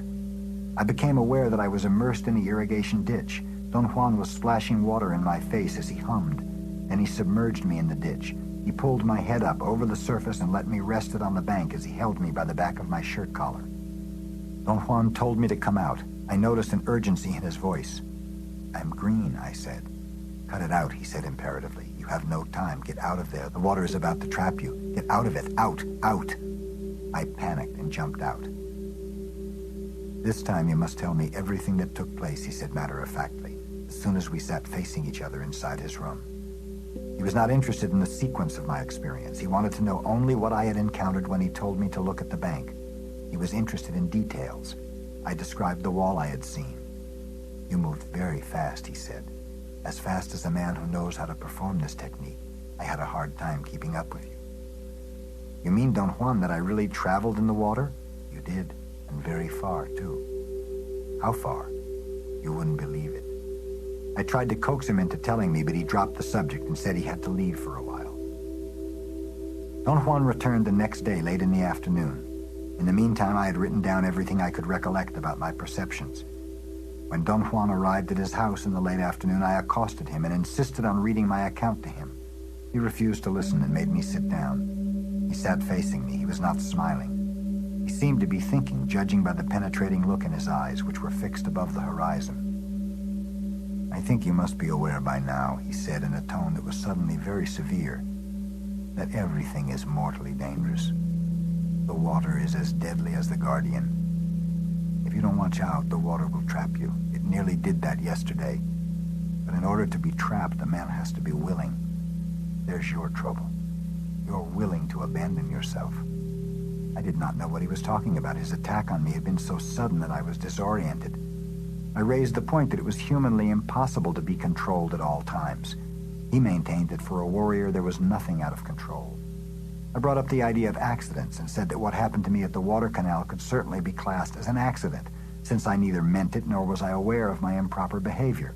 I talked about different people who had misfortunes that could be explained as accidents. "All I can say to you," Don Juan said, "is that a warrior is never available. Never is he standing on the road waiting to be clobbered. Thus he cuts to a minimum his chances of the unforeseen. What you call accidents are most of the time very easy to avoid, except for fools who are living helter-skelter. It is not possible to live strategically all the time," I said. "Imagine that someone is waiting for you with a powerful rifle with a telescopic sight. He could spot you accurately 500 yards away. What would you do?" Don Juan looked at me with an air of disbelief and then broke into laughter. "What would you do?" I urged him. "If someone is waiting for me with a rifle with a telescopic sight," he said, obviously mocking me, "if someone is hiding out of sight waiting for you, you won't have a chance. You can't stop a bullet." "No, I can't, but I still don't understand your point." "My point is that all your strategy cannot be of any help in a situation like that." "Oh, but it can. If someone is waiting for me with a powerful rifle with a telescopic sight, I simply will not come around." My next attempt at seeing took place on September 3rd, 1969. Don Juan made me smoke 2 bowls of the mixture. I remember that when my body was thoroughly numb, Don Juan held me by my right armpit and made me walk into the thick desert chaparral that grows for miles around his house. I cannot recollect what I or Don Juan did after we entered the brush, nor can I recall how long we walked. At a certain moment, I found I was sitting on top of a small hill. Then, very faintly, I heard Don Juan's voice talking to me. "Now you must look at me," he said as he turned my head to face him. He repeated the statement 3 or 4 times. I looked and detected right away the same glowing effect I had perceived twice before while looking at his face. It was a mesmerizing movement, an undulatory shift of light within contained areas. There were no definite boundaries to those areas, and yet the waving light never spilled over but moved within invisible limits.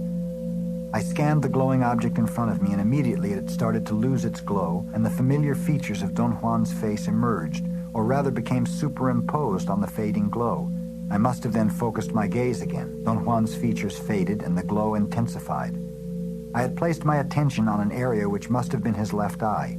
I noticed that there the movement of the glow was not contained. I detected something perhaps resembling explosions of sparks. The explosions were rhythmical and actually sent out something like particles of light that flew out with apparent force toward me and then retreated as if they were rubber fibers. Don Juan must have turned my head around. Suddenly I found myself looking at a plowed field.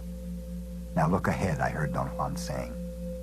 In front of me, perhaps 200 yards away, was a large, long hill. Don Juan spoke to me again. It took me a moment to understand what he was saying. "Do you see a man in that field?" he kept on asking. Don Juan took my head in his hands from behind. I could see his fingers over my eyebrows and on my cheeks, and made me pan over the field, moving my head slowly from right to left and then in the opposite direction. "Watch every detail. Your life may depend on it," I heard him saying over and over. He made me pan 4 times over the 180-degree visual horizon in front of me. At one moment, when he had moved my head to face the extreme left, I thought I detected something moving in the field. I had a brief perception of movement with the corner of my right eye. He began to shift my head back to my right, and I was capable of focusing my gaze on the plowed field. I saw a man walking alongside the furrows. Don Juan must have noticed that I had seen the man. He asked me repeatedly if the man was looking at me or if he was coming toward me. I wanted to tell him that the man was walking away and that his back was turned to me, but I could only say no. Don Juan said that if the man turned and came to me, I should yell and he would turn my head away in order to protect me. I had no sense of fear or apprehension or involvement. I coldly watched the scene. The man stopped walking at the middle of the field. He stood with his right foot on a ledge of a large round boulder as if he were tying his sandal. Then he straightened up, pulled a string from his bag and wrapped it around his left hand.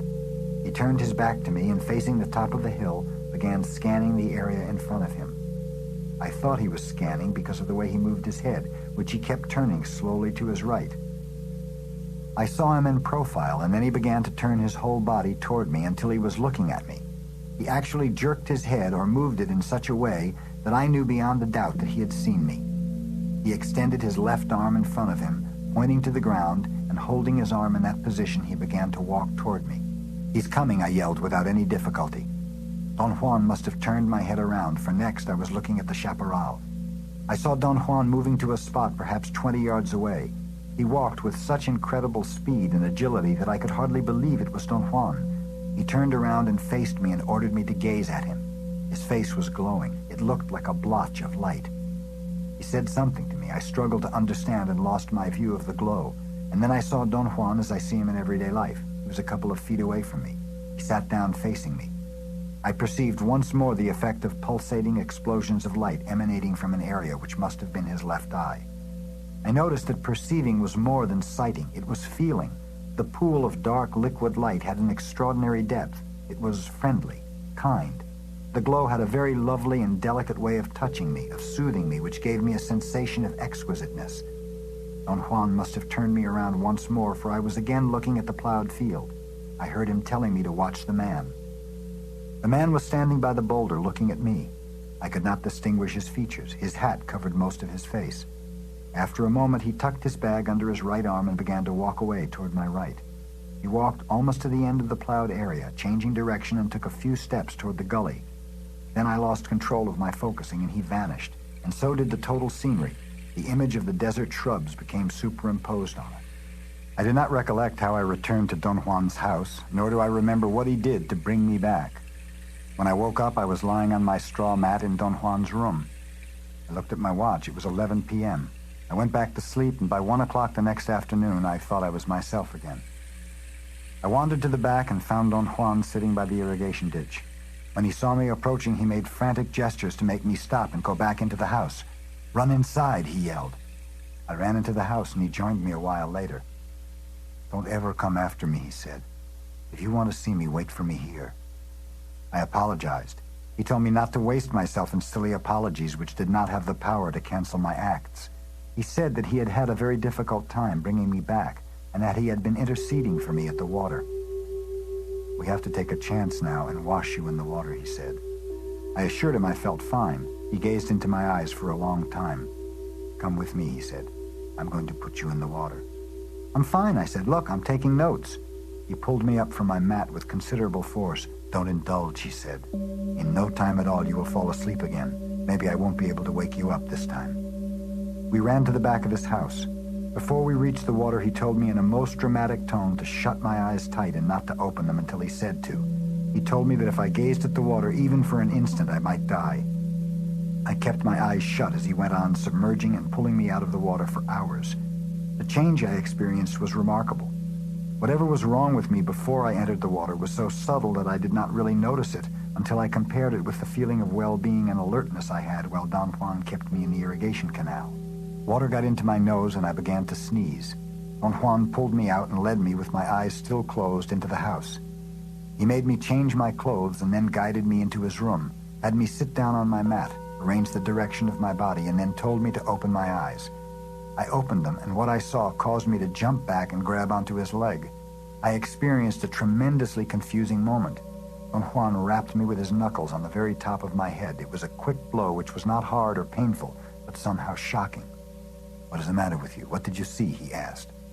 Upon opening my eyes, I had seen the same scene I had watched before. I had seen the same man. This time, however, he was almost touching me. I saw his face. There was an air of familiarity about it. I almost knew who he was. The scene vanished when Don Juan hit me on the head. I looked up at Don Juan. He had his hand ready to hit me again. He laughed and asked if I would like to get another blow. I let go of his leg and relaxed on my mat. He ordered me to look straight ahead and not to turn around for any reason in the direction of the water at the back of his house. I then noticed for the first time that it was pitch black in the room. For a moment I was not sure whether I had my eyes open. I touched them with my hands to make sure. I called Don Juan loudly and told him something was wrong with my eyes. I could not see at all, while a moment before I had seen him ready to hit me. I heard his laughter over my head to my right, and then he lit his kerosene lantern. My eyes adapted to the light in a matter of seconds. Everything was as it always had been. This was the first time I did not believe in the final reality of my perception. I had been edging toward that feeling, and I had perhaps intellectualized it at various times, but never had I been at the brink of a serious doubt. This time, however, I did not believe the room was real. I complained that I did not feel well and told him what I had seen. He laughed at me, saying that to succumb to fright was a miserable indulgence. "You're frightened without being afraid," he said. "You saw the Allies staring at you. Big deal. Wait until you've seen him face to face before you shit in your pants." He was interested in the scene of the plowed field and in every detail I could remember about the man. "That ally was beckoning you," he said. "I made you move your head when he came to you, not because he was endangering you, but because it is better to wait. You're not in a hurry. A warrior is never idle and never in a hurry." What was the meaning of the acts he performed? By looking at you, he meant he welcomes you. He showed you that you need a spirit catcher and a pouch, but not from this area. His bag was from another part of the country. The rest of the scene was meant to help you locate the exact place to find him. I know now where the place is. I'll take you there very soon. Don Juan dissuaded me from going back to Los Angeles the next morning. Apparently, he thought I still had not totally recovered. He insisted that I sit inside his room facing the southeast in order to preserve my strength. He sat to my left, handed me my notebook, and said that this time I had him pinned down. He not only had to stay with me, he also had to talk to me. I really did not want to talk at all. I'd begun to feel anxious and restless. Don Juan apparently found the situation utterly ludicrous. He laughed till the tears came. "Don't tell me that at a time when you should talk, you're not going to find anything to say," he said, his eyes shining with a mischievous glint. "You want to know what your death may be like?" he asked me with a childlike delight in his face.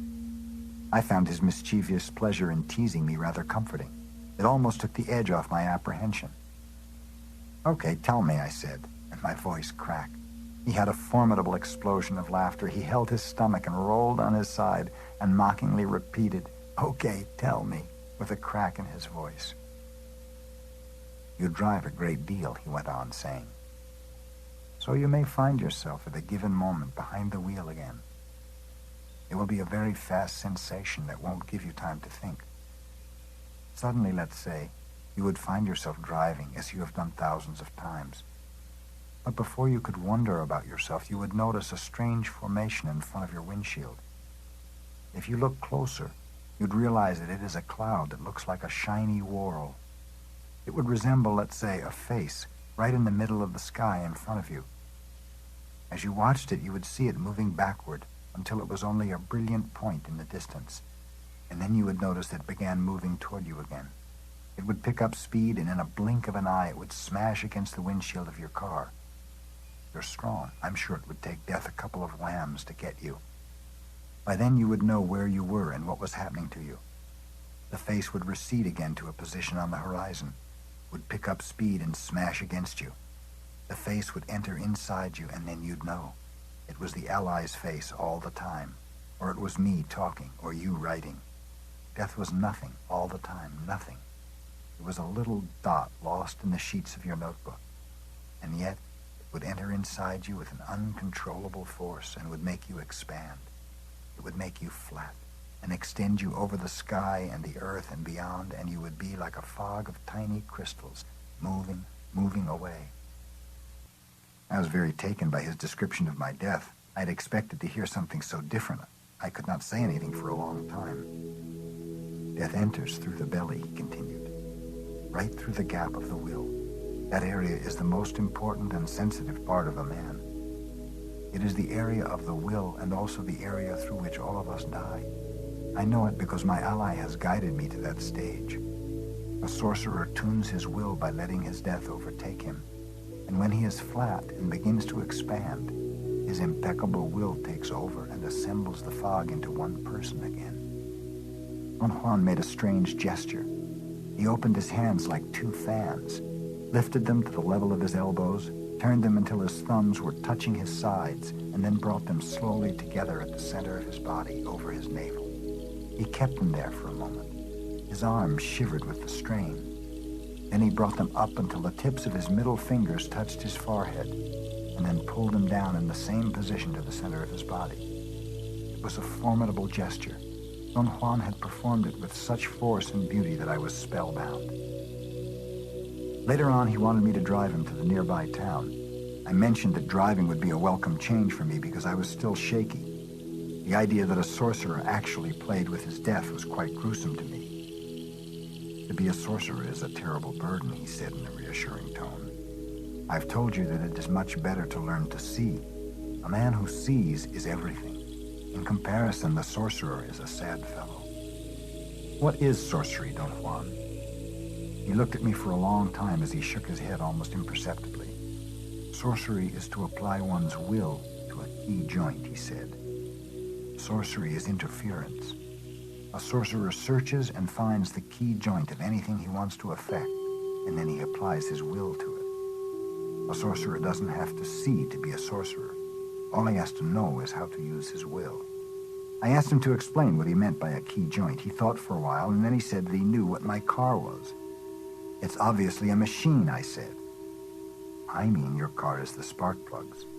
That's its key joint for me. I can apply my will to it, and your car won't work. Don Juan got into my car and sat down. He beckoned me to do likewise as he made himself comfortable on the seat. Turn on your car now, Don Juan said. I turned on the starter and automatically stepped on the gas pedal. The starter began to grind without igniting the engine. Don Juan's laughter was a soft, rhythmical cackle. I tried it again and again. I spent perhaps 10 minutes grinding the starter of my car. Don Juan cackled all that time. Then I gave up and sat there with a heavy head. I had the certainty Don Juan had only mesmerized me with his laughter and made me believe I could not start my car. With the corner of my eye, I saw him looking curiously at me as I ground the motor and pumped the gas furiously. Don Juan patted me gently and said that fury would make me solid, and perhaps I would not need to be washed in the water again. The more furious I could get, the quicker I could recover from my encounter with the ally. Don't be embarrassed, I heard Don Juan saying. Kick the car. His natural everyday laughter exploded, and I felt ridiculous and laughed sheepishly. After a while, Don Juan said he had released the car. It started. September 28th, 1969. There was something eerie about Don Juan's house. For a moment, I thought he was hiding somewhere around the place to scare me.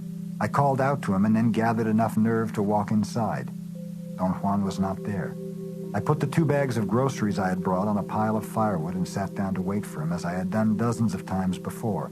But for the first time in my years of associating with Don Juan, I was afraid to stay alone in his house. I felt a presence, as if someone invisible was there with me. I remembered then that years before I had had the same vague feeling that something unknown was prowling around me when I was alone. I jumped to my feet and ran out of the house. I had come to see Don Juan to tell him that the cumulative effect of the task of seeing was taking its toll on me. I'd begun to feel uneasy, vaguely apprehensive without any overt reason, tired without being fatigued. Then my reaction at being alone in Don Juan's house brought back the total memory of how my fear had built up in the past. The fear traced back to years before, when Don Juan had forced a very strange confrontation between a sorceress, a woman he called La Catalina, and me. It began on November 23rd, 1961, when I found him in his house with a dislocated ankle. He explained that he had an enemy, a sorceress who could turn into a blackbird and who had attempted to kill him. I came back to Don Juan's house hours later in the early afternoon. He was apparently waiting for me. He came up to me as I got out of my car and examined me with curious eyes, walking around me a couple of times. Why the nervousness, he asked, before I had time to say anything. I explained that something had scared me off that morning and that I had begun to feel something prowling around me as in the past. Don Juan sat down and seemed to be engulfed in thoughts. His face had an unusually serious expression. He seemed to be tired. I sat by him and arranged my notes. "You forget too easily," he said. "The world is indeed full of frightening things, and we are helpless creatures surrounded by forces that are inexplicable and unbending. The average man, in ignorance, believes that those forces can be explained or changed. He doesn't really know how to do that, but he expects that the actions of mankind will explain them or change them sooner or later. The sorcerer, on the other hand, does not think of explaining or changing them. Instead, he learns to use such forces by redirecting himself and adapting to their direction. A sorcerer, by opening himself to knowledge, falls prey to such forces and has only one means of balancing himself: his will. Thus he must feel and act like a warrior. I will repeat this once more. Only as a warrior can one survive the path of knowledge.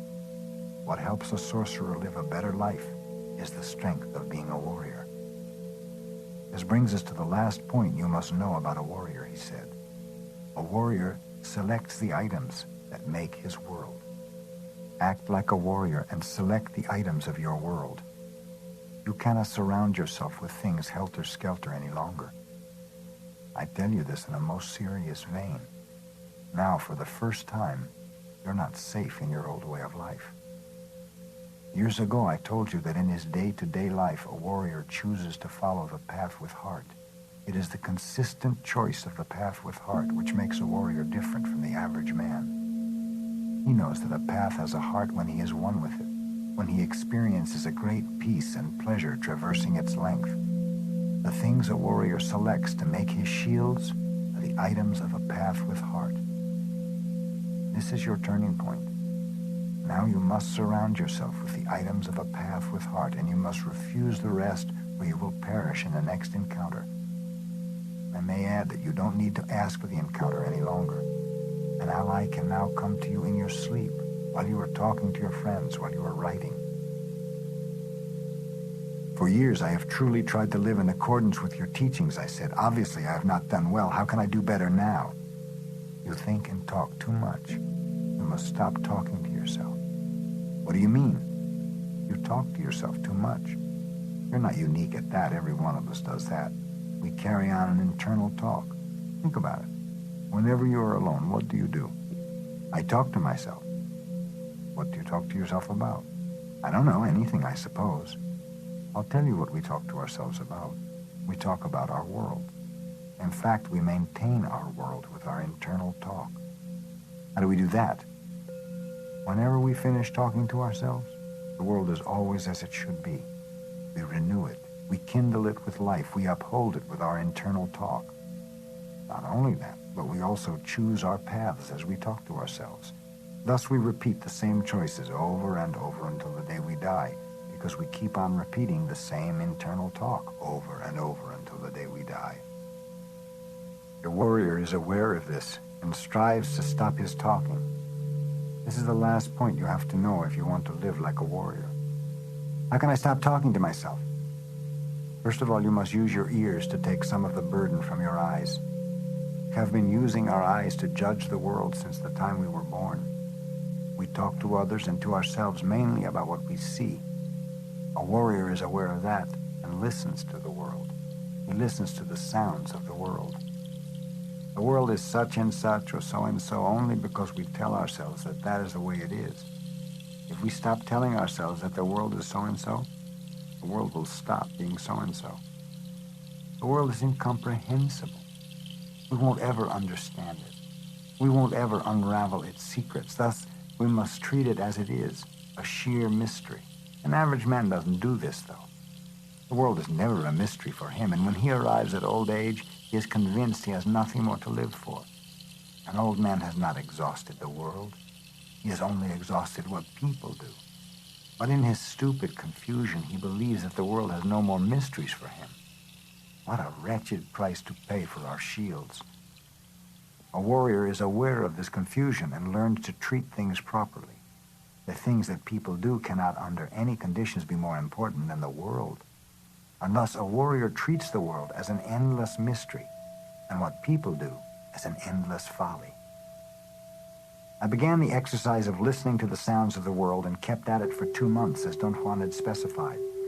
It was excruciating at first to listen and not look, but even more excruciating was not to talk to myself. By the end of the 2 months, I was capable of shutting off my internal dialogue for short periods of time, and I was also capable of paying attention to sounds. I arrived at Don Juan's house at 9 a.m. on November 10th, 1969. "We should start that trip right now," he said upon my arrival at his house. I rested for an hour, and then we drove toward the low slopes of the mountains to the east. We left my car in the care of one of his friends who lived in that area while we hiked into the mountains. In the early afternoon, we stopped in a small gully at the bottom of some lush green hills. Behind the hills, toward the east, the high mountains were silhouetted against a cloudy sky. "You can think, you can write about what we say or about what you perceive, but nothing about where we are," he said. We rested for a while, and then he took a bundle from inside his shirt. He untied it and showed me his pipe. He filled its bowl with smoking mixture, lighted a match, and kindled a small, dry twig, placed the burning twig inside the bowl, and told me to smoke. When I had finished smoking, he said that we were there so I could find out the kind of game I was supposed to hunt. He carefully repeated 3 or 4 times that the most important aspect of my endeavor was to find some holes.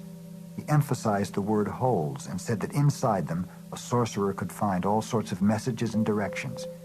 I wanted to ask what kind of holes they were. Don Juan seemed to have guessed my question and said that they were impossible to describe and were in the realm of seeing. He repeated at various times that I should focus all my attention on listening to sounds and do my best to find the holes between the sounds.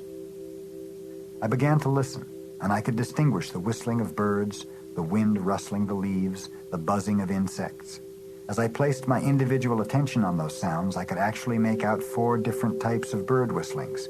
I could distinguish the speeds of the wind in terms of slow or fast. I could also hear the different rustlings of 3 types of leaves. The buzzings of insects were dazzling. The wind came high above the trees, and then it dropped into the valley where we were. Upon dropping, it touched the leaves of the tall trees first. They made a peculiar sound, which I fancied to be a sort of rich, raspy, lush sound.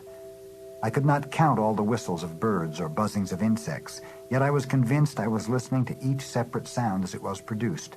Together they created a most extraordinary order. I cannot call it any other thing but order. It was an order of sounds that had a pattern. That is, every sound happened in sequence. Then I heard a unique, prolonged wail. It made me shiver. Every other noise ceased for an instant, and the valley was dead still as the reverberations of the wail reached the valley's outer limits. Then the noises began again. I picked up their pattern immediately. After a moment of attentive listening, I thought I understood Don Juan's recommendation to watch for the holes between the sounds.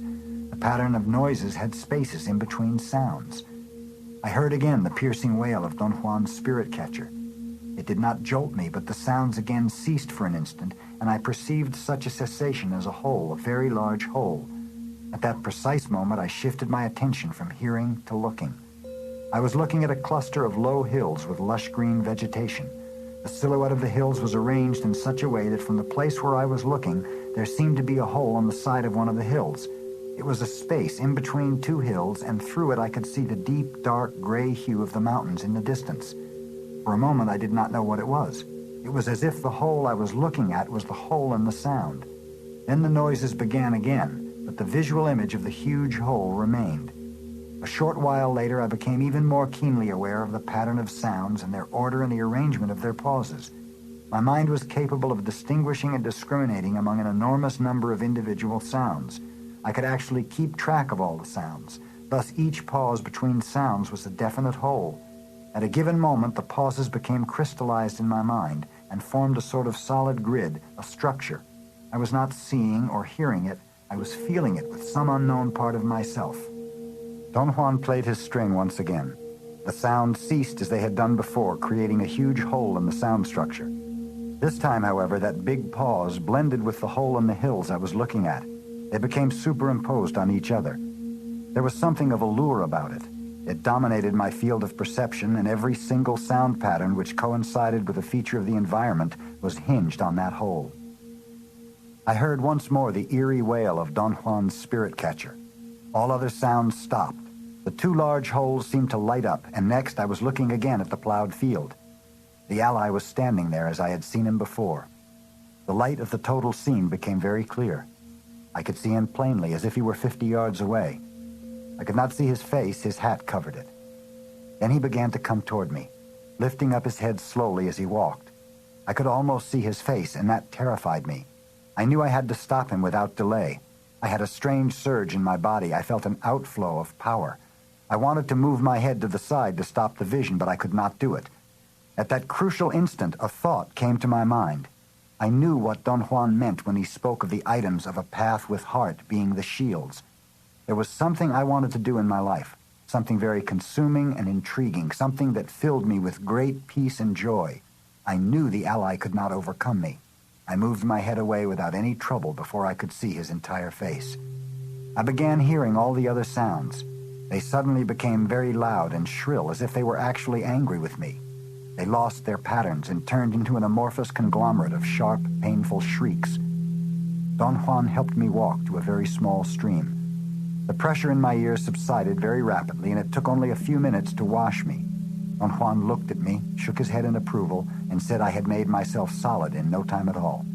He wanted to know all the details of my vision. He said that the holes in the sounds were used by sorcerers to find out specific things.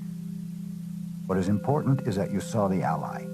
That is your game. I've told you that we were going to hunt for something. You will have to go to him. We arrived in the same valley in the late afternoon of December 15th, 1969. Don Juan mentioned repeatedly as we moved through the shrubs that directions or points of orientation were of crucial importance in the endeavor I was going to undertake.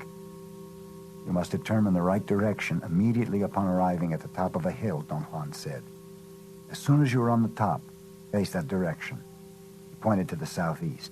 That is your good direction, and you should always face it, especially when you're in trouble. Remember that. We stopped at the bottom of the hills where I had perceived the hole. He pointed at a specific place where I had to sit down.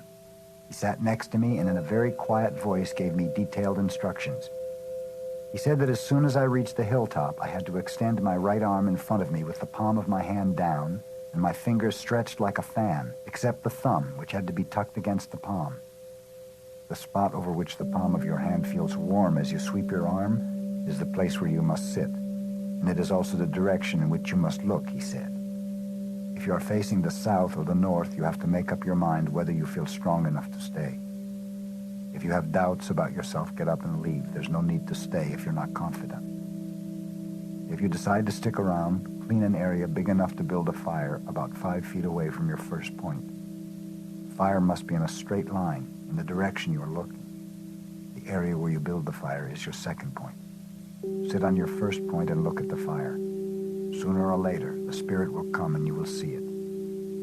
If your hand gets warm on any place toward the west, drop everything and run. Run downhill toward the flat area, and no matter what you hear or feel behind you, don't turn around. As soon as you get to the flat area, no matter how frightened you are, don't keep on running. Drop to the ground, take off your jacket, bunch it around your navel and curl up like a ball, tucking your knees against your stomach. You must also cover your eyes with your hands, and your arms have to remain tight against your thighs. You must stay in that position until morning. If you follow these simple steps, no harm will ever come to you. In case you cannot get to the flat area in time, drop to the ground right where you are. You will have a horrid time there. You will be harassed, but if you keep calm and don't move or look, you'll come out of it without a single scratch. Now, if your hand does not get warm at all, face the east again and run in an easterly direction until you are out of breath. Stop there and repeat the same maneuvers. You must keep on running toward the east, repeating these movements until your hand gets warm. After giving me these instructions, he made me repeat them until I had memorized them. Then we sat in silence for a long time. It was getting dark when Don Juan got up and without a word began climbing the hill. I followed him. At the top of the hill, I performed all the movements he had prescribed. Don Juan stood by a short distance away and kept a sharp look on me. I was very careful and deliberately slow. I tried to feel any perceivable change of temperature, but I could not detect whether or not the palm of my hand became warm. By that time it was fairly dark, yet I was still capable of running in an easterly direction without stumbling on the shrubs. I stopped running when I was out of breath, which was not too far from my point of departure. I was extremely tired and tense. My forearms ached, and so did my calves. I repeated there all the required motions, and again had the same negative results. I ran in the dark 2 more times, and then while I was sweeping my arm for the 3rd time, my hand became warm over a point toward the east. It was such a definite change of temperature that it startled me. I sat down and waited for Don Juan. I told him I had detected a change in temperature in my hand. He told me to proceed, and I picked all the dry brush I could find and started a fire. He sat to my left, a couple of feet away. The fire drew strange dancing silhouettes. At times the flames became iridescent. They grew bluish and then brilliantly white. I explained that unusual play of colors by assuming that it was produced by some chemical property of the specific dry twigs and branches I had collected. Another very unusual feature of the fire was the sparks. The new twigs I kept adding created extremely big sparks. I thought they were like tennis balls that seemed to explode in midair. At a moment when I was about to lean over and pick up a twig, something like a moth or a spot in my retina swept across from right to left between myself and the fire. I immediately recoiled. I looked at Don Juan and he signaled me with a movement of his chin to look back at the flames. A moment later, the same shadow swept across in the opposite direction. Don Juan got up hurriedly and began piling loose dirt on top of the burning twigs until he had completely extinguished the flames. He executed the maneuver of putting out the fire with tremendous speed. By the time I moved to help him, he had finished. He stomped on the dirt on top of the smoldering twigs, and then he nearly dragged me downhill and out of the valley. He walked very fast, without turning his head back, and did not allow me to talk at all. When we got to my car hours later, I asked him what was the thing I had seen. He shook his head imperatively, and we drove in complete silence. He went directly inside when we arrived at his house in the early morning, and he again hushed me up when I tried to talk. Don Juan was sitting outside behind his house. He seemed to have been waiting for me to wake up, because he started talking as I came out of the house. He said that the shadow I had seen the night before was a spirit, a force that belonged to the particular place where I had seen it. He spoke of that specific being as a useless one. It only exists there, he said. It has no secrets of power, so there was no point in remaining there. You would have seen only a fast, passing shadow going back and forth all night. 2 days later, on December 17th, 1969, Don Juan said in a very casual tone that I knew all the details and necessary techniques in order to go to the hills by myself. He urged me to proceed alone and affirmed that his company would only hinder me. I was ready to leave when he seemed to change his mind. "You're not strong enough," he said. "I'll go with you to the bottom of the hills." When we were at the small valley where I had seen the ally, he examined from a distance the formation in the terrain that I had called a hole in the hills, and said that we had to go still further south into the distant mountains. It was late afternoon when we stopped. We sat down on some rocks. I was tired and hungry. All I had eaten during the day was some tortillas and water. Don Juan stood up all of a sudden, looked at the sky, and told me in a commanding tone to take off in the direction that was the best for me, and to be sure I could remember the spot where we were at the moment, so I could return there whenever I was through. He said in a reassuring tone that he would be waiting for me if it took forever. I walked away toward the southeast, turning around a couple of times to look at Don Juan. He was walking very slowly in the opposite direction. I climbed to the top of a large hill and looked at Don Juan once again. He was a good 200 yards away. He did not turn to look at me. I ran downhill into a small bowl-like depression between the hills, and I suddenly found myself alone. I sat down for a moment and began to wonder what I was doing there. I felt ludicrous looking for a spirit catcher. I ran back up to the top of the hill to have a better view of Don Juan, but I could not see him anywhere. I ran downhill in the direction I had last seen him. I wanted to call off the whole affair and go home. I felt quite stupid and tired. "Don Juan!" I yelled over and over. He was nowhere in sight. I again ran to the top of another steep hill. I could not see him from there either. I ran quite a way looking for him, but he had disappeared. I retraced my steps and went back to the original place where he had left me. I had the absurd certainty I was going to find him sitting there laughing at my inconsistencies. "What in the hell have I gotten into?" I said loudly. I knew then that there was no way to stop whatever I was doing there. I really did not know how to go back to my car. Don Juan had said that I always insisted on starting at a point I called the beginning, when in effect the beginning did not exist. And there, in the middle of those mountains, I felt I understood what he meant. It was as if the point of departure had always been myself. It was as if Don Juan had never really been there. And when I looked for him, he became what he really was, a fleeting image that vanished over a hill. I heard the soft rustle of leaves, and a strange fragrance enveloped me. I felt the wind as a pressure on my ears, like a shy buzzing. The sun was about to reach some compact clouds over the horizon that looked like a solidly tinted orange band when it disappeared behind a heavy blanket of lower clouds. It appeared again a moment later like a crimson ball floating in the mist. I lay down on my back. The world around me was so still, so serene, and at the same time so alien I felt overwhelmed. I did not want to weep, but tears rolled down easily. I remained in that position for hours. Finally, it got fairly dark. I felt better. In fact, I felt almost happy. For me, the semi-darkness was much more nurturing and protective than the hard daylight. I stood up, climbed to the top of a small hill, and began repeating the motions Don Juan had taught me. I ran toward the east 7 times, and then I noticed a change of temperature on my hand. I built a fire and set a careful watch as Don Juan had recommended, observing every detail. Hours went by, and I began to feel very tired and cold. I had gathered quite a pile of dry twigs. I fed the fire and moved closer to it. The vigil was so strenuous and so intense that it exhausted me. I began to nod. I was awakened suddenly by a loud crack. It appeared that the noise, whatever it was, had come from just above my left ear, since I was lying on my right side. I sat up, fully awake. My left ear buzzed and was deafened by the proximity and force of the sound. I must have been asleep for only a short while, judging by the amount of dry twigs which were still burning in the fire. I did not hear any other noises, but I remained alert and kept on feeding the fire. The thought crossed my mind that perhaps what woke me up was a gunshot. Perhaps someone was around watching me, taking shots at me. The thought became very anguishing and created an avalanche of rational fears. I experienced a moment of terrible concern for my safety. I felt the tension in my shoulders and my neck. I moved my head up and down. The bones of my neck made a cracking sound. I still kept looking into the fire, but I did not see anything unusual in it, nor did I hear any noises. After a while, I relaxed quite a bit, and it occurred to me that perhaps Don Juan was at the bottom of all this. I rapidly became convinced that it was so. The thought made me laugh. I had another avalanche of rational conclusions, happy conclusions this time. I thought that Don Juan must have suspected I was going to change my mind about staying in the mountains, or he must have seen me running after him and taken cover in a concealed cave or behind a bush. Then he had followed me, and noticing I had fallen asleep, waked me up by cracking a branch near my ear.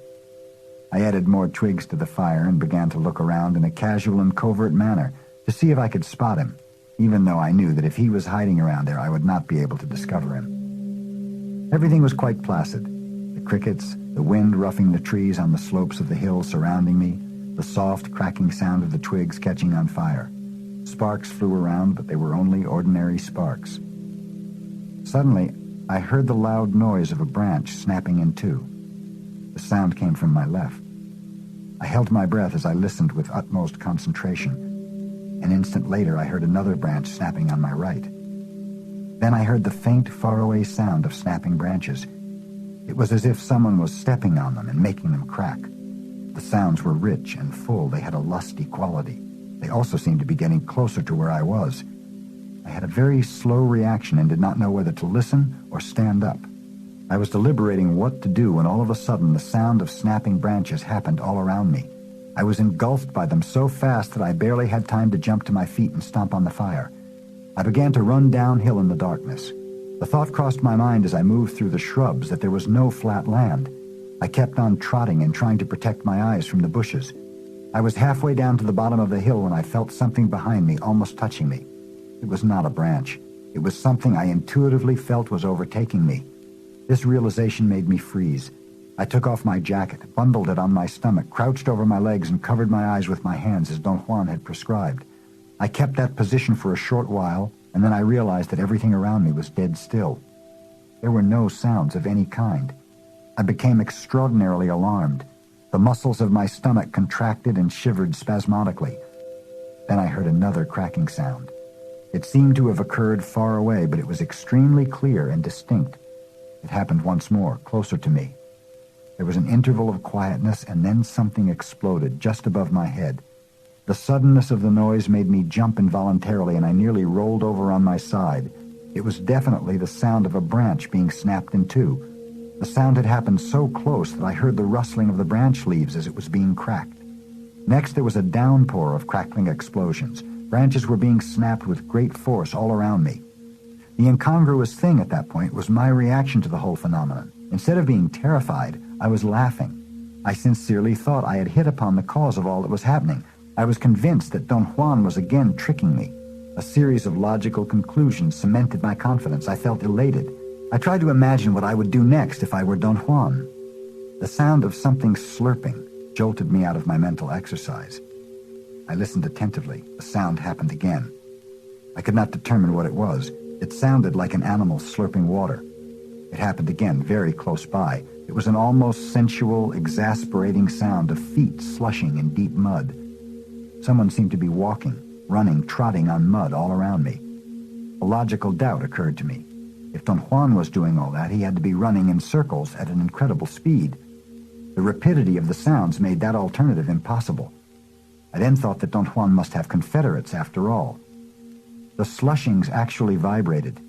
In fact, their peculiar vibrations seemed to be directed at my stomach, or perhaps I perceived their vibrations through the lower part of my abdomen. That realization brought an instantaneous loss of my sense of objectivity and aloofness. The sounds were attacking my stomach.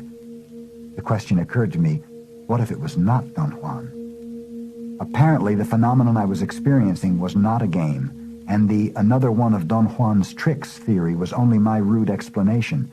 I had cramps and an overwhelming desire to roll over and straighten my legs. I decided to move to my right in order to get my face off the place where I had gotten sick. The instant I began to crawl, I heard a very soft squeak right above my left ear. I froze on the spot. A flood of squeaks engulfed me at once. Then I heard something like the wings of a big bird sweeping over the tops of the bushes. The flapping wings of a flock of birds seemed to be pulling me up from above, while the squeaks of an army of rats seemed to be pushing me from underneath and from around my body. There was no doubt in my mind that through my blundering stupidity I had unleashed something terrible on myself. I clenched my teeth and took deep breaths and sang peyote songs. The noises lasted a very long time, and I opposed them with all my might. When they subsided, there was again an interrupted silence, as I am accustomed to perceiving silence. That is, I could detect only the natural sounds of the insects and the wind. The time of silence was for me more deleterious than the time of noises. I began to think and to assess my position, and my deliberation threw me into a panic. I knew that I was lost. I did not have the knowledge nor the stamina to fend off whatever was accosting me. I was utterly helpless, crouched over my own vomit. I thought that the end of my life had come, and I began to weep. I wanted to think about my life, but I did not know where to start. Nothing of what I had done in my life was really worthy of that last ultimate emphasis, so I had nothing to think about. That was an exquisite realization. I had changed since the last time I experienced a similar fright. This time I was more empty. I had less personal feelings to carry along. I asked myself what a warrior would do in that situation, and I arrived at various conclusions. There was something about my umbilical region that was uniquely important. There was something unearthly about the sounds. They were aiming at my stomach, and the idea that Don Juan was tricking me was utterly untenable. The muscles of my stomach were very tight, although I did not have cramps any longer. I kept on singing and breathing deeply, and I felt a soothing warmth inundating my entire body. It had become clear to me that if I was going to survive, I had to proceed in terms of Don Juan's teachings.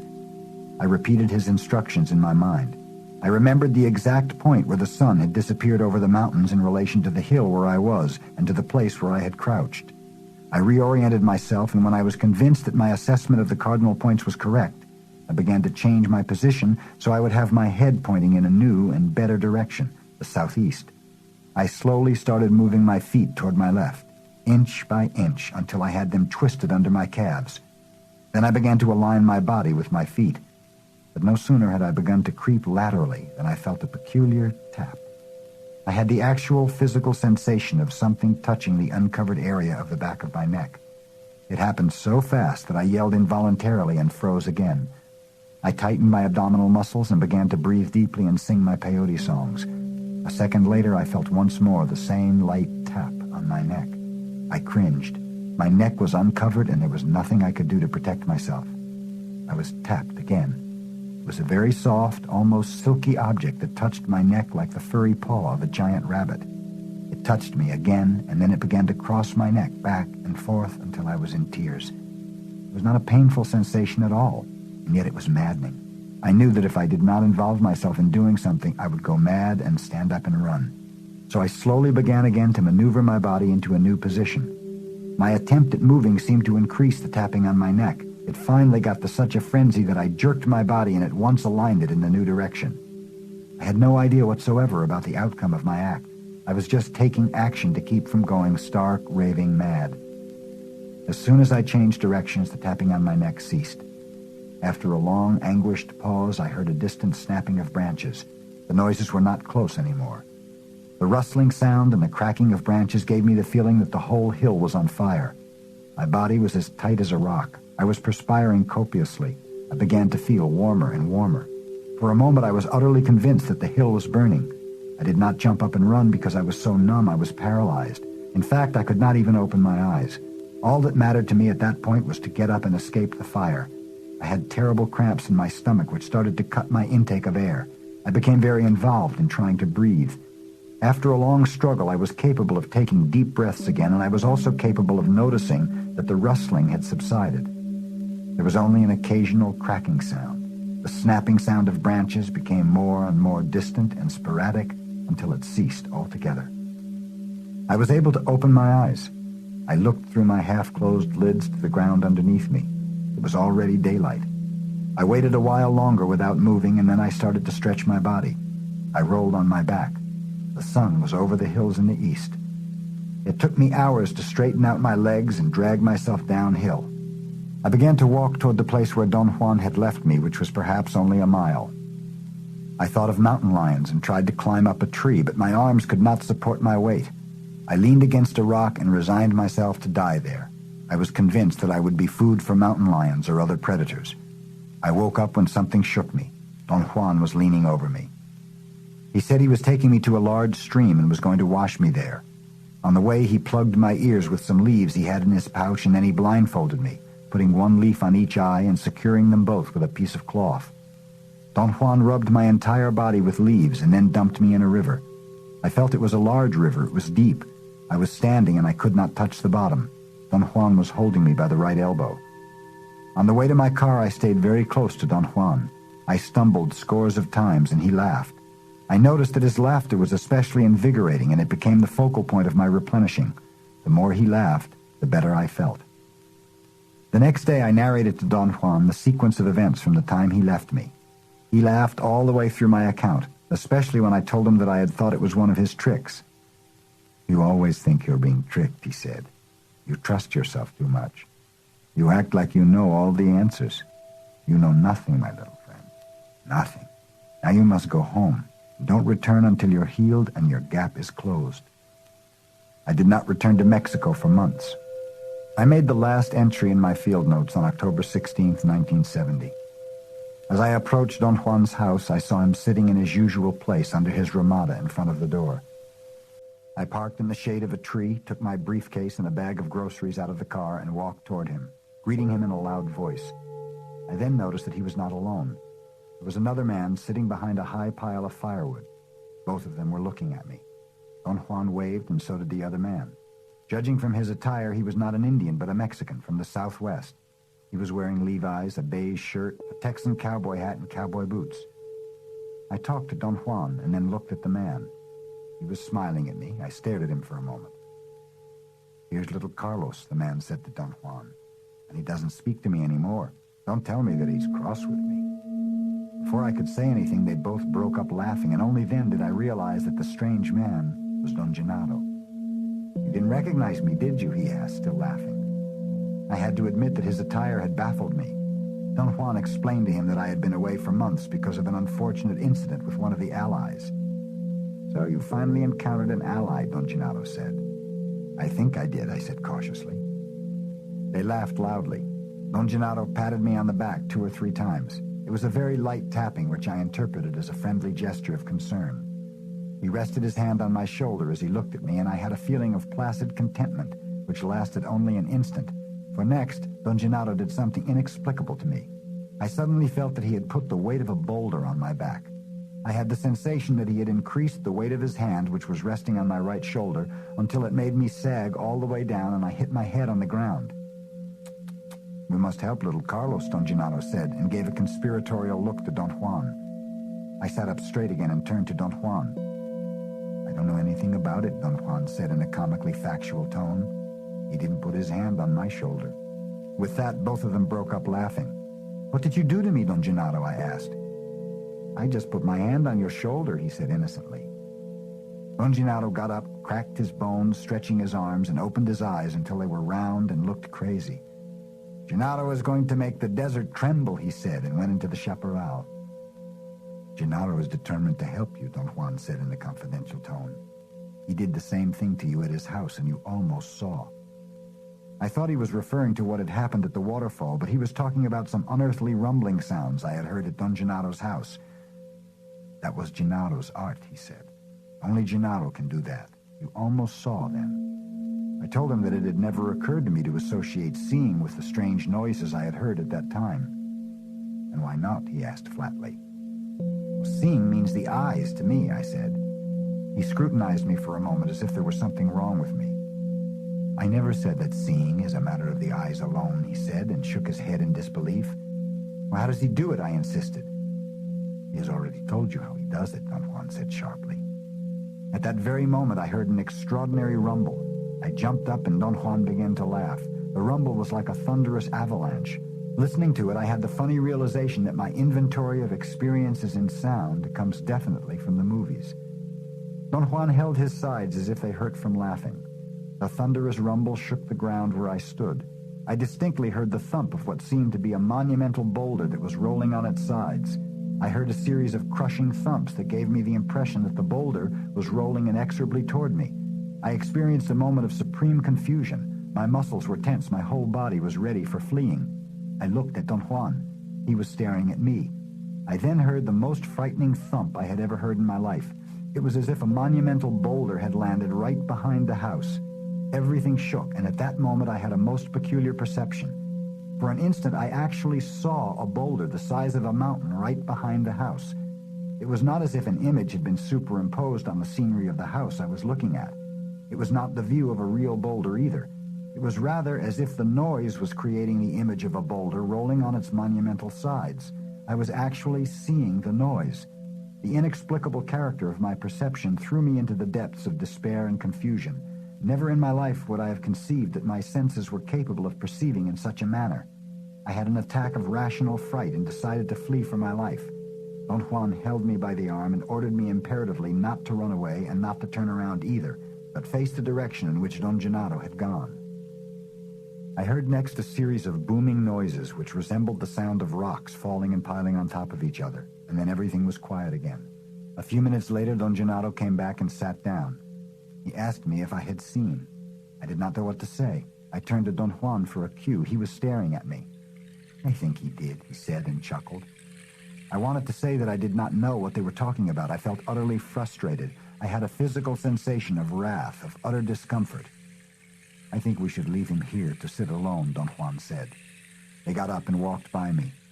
"Carlos is indulging in his confusion," Don Juan said very loudly. October 18th, 1970. "I think I understand what Don Gennaro was trying to do," I said to Don Juan. I said that in order to draw him out. His continual refusal to talk was unnerving to me. Don Juan smiled and shook his head slowly as if agreeing with what I had said. I would have taken his gesture as an affirmation except for the strange glint in his eyes. It was as if his eyes were laughing at me. "You don't think I understand, do you?" I asked compulsively. "I suppose you do. You do, in fact. However, understanding is not the real point. Your mind is set to seek only one side of this," he said. He took a dry twig and moved it in the air. He was not drawing in the air or making a figure. What he did resembled the movements he makes with his fingers when he cleans the debris from a pile of seeds. His movements were like a soft prodding or scratching the air with a twig. He turned and looked at me, and I shrugged my shoulders automatically in a gesture of bafflement. He drew closer and repeated his movements, making 8 points on the ground. He circled the first point. "You are here," he said. "We are all here.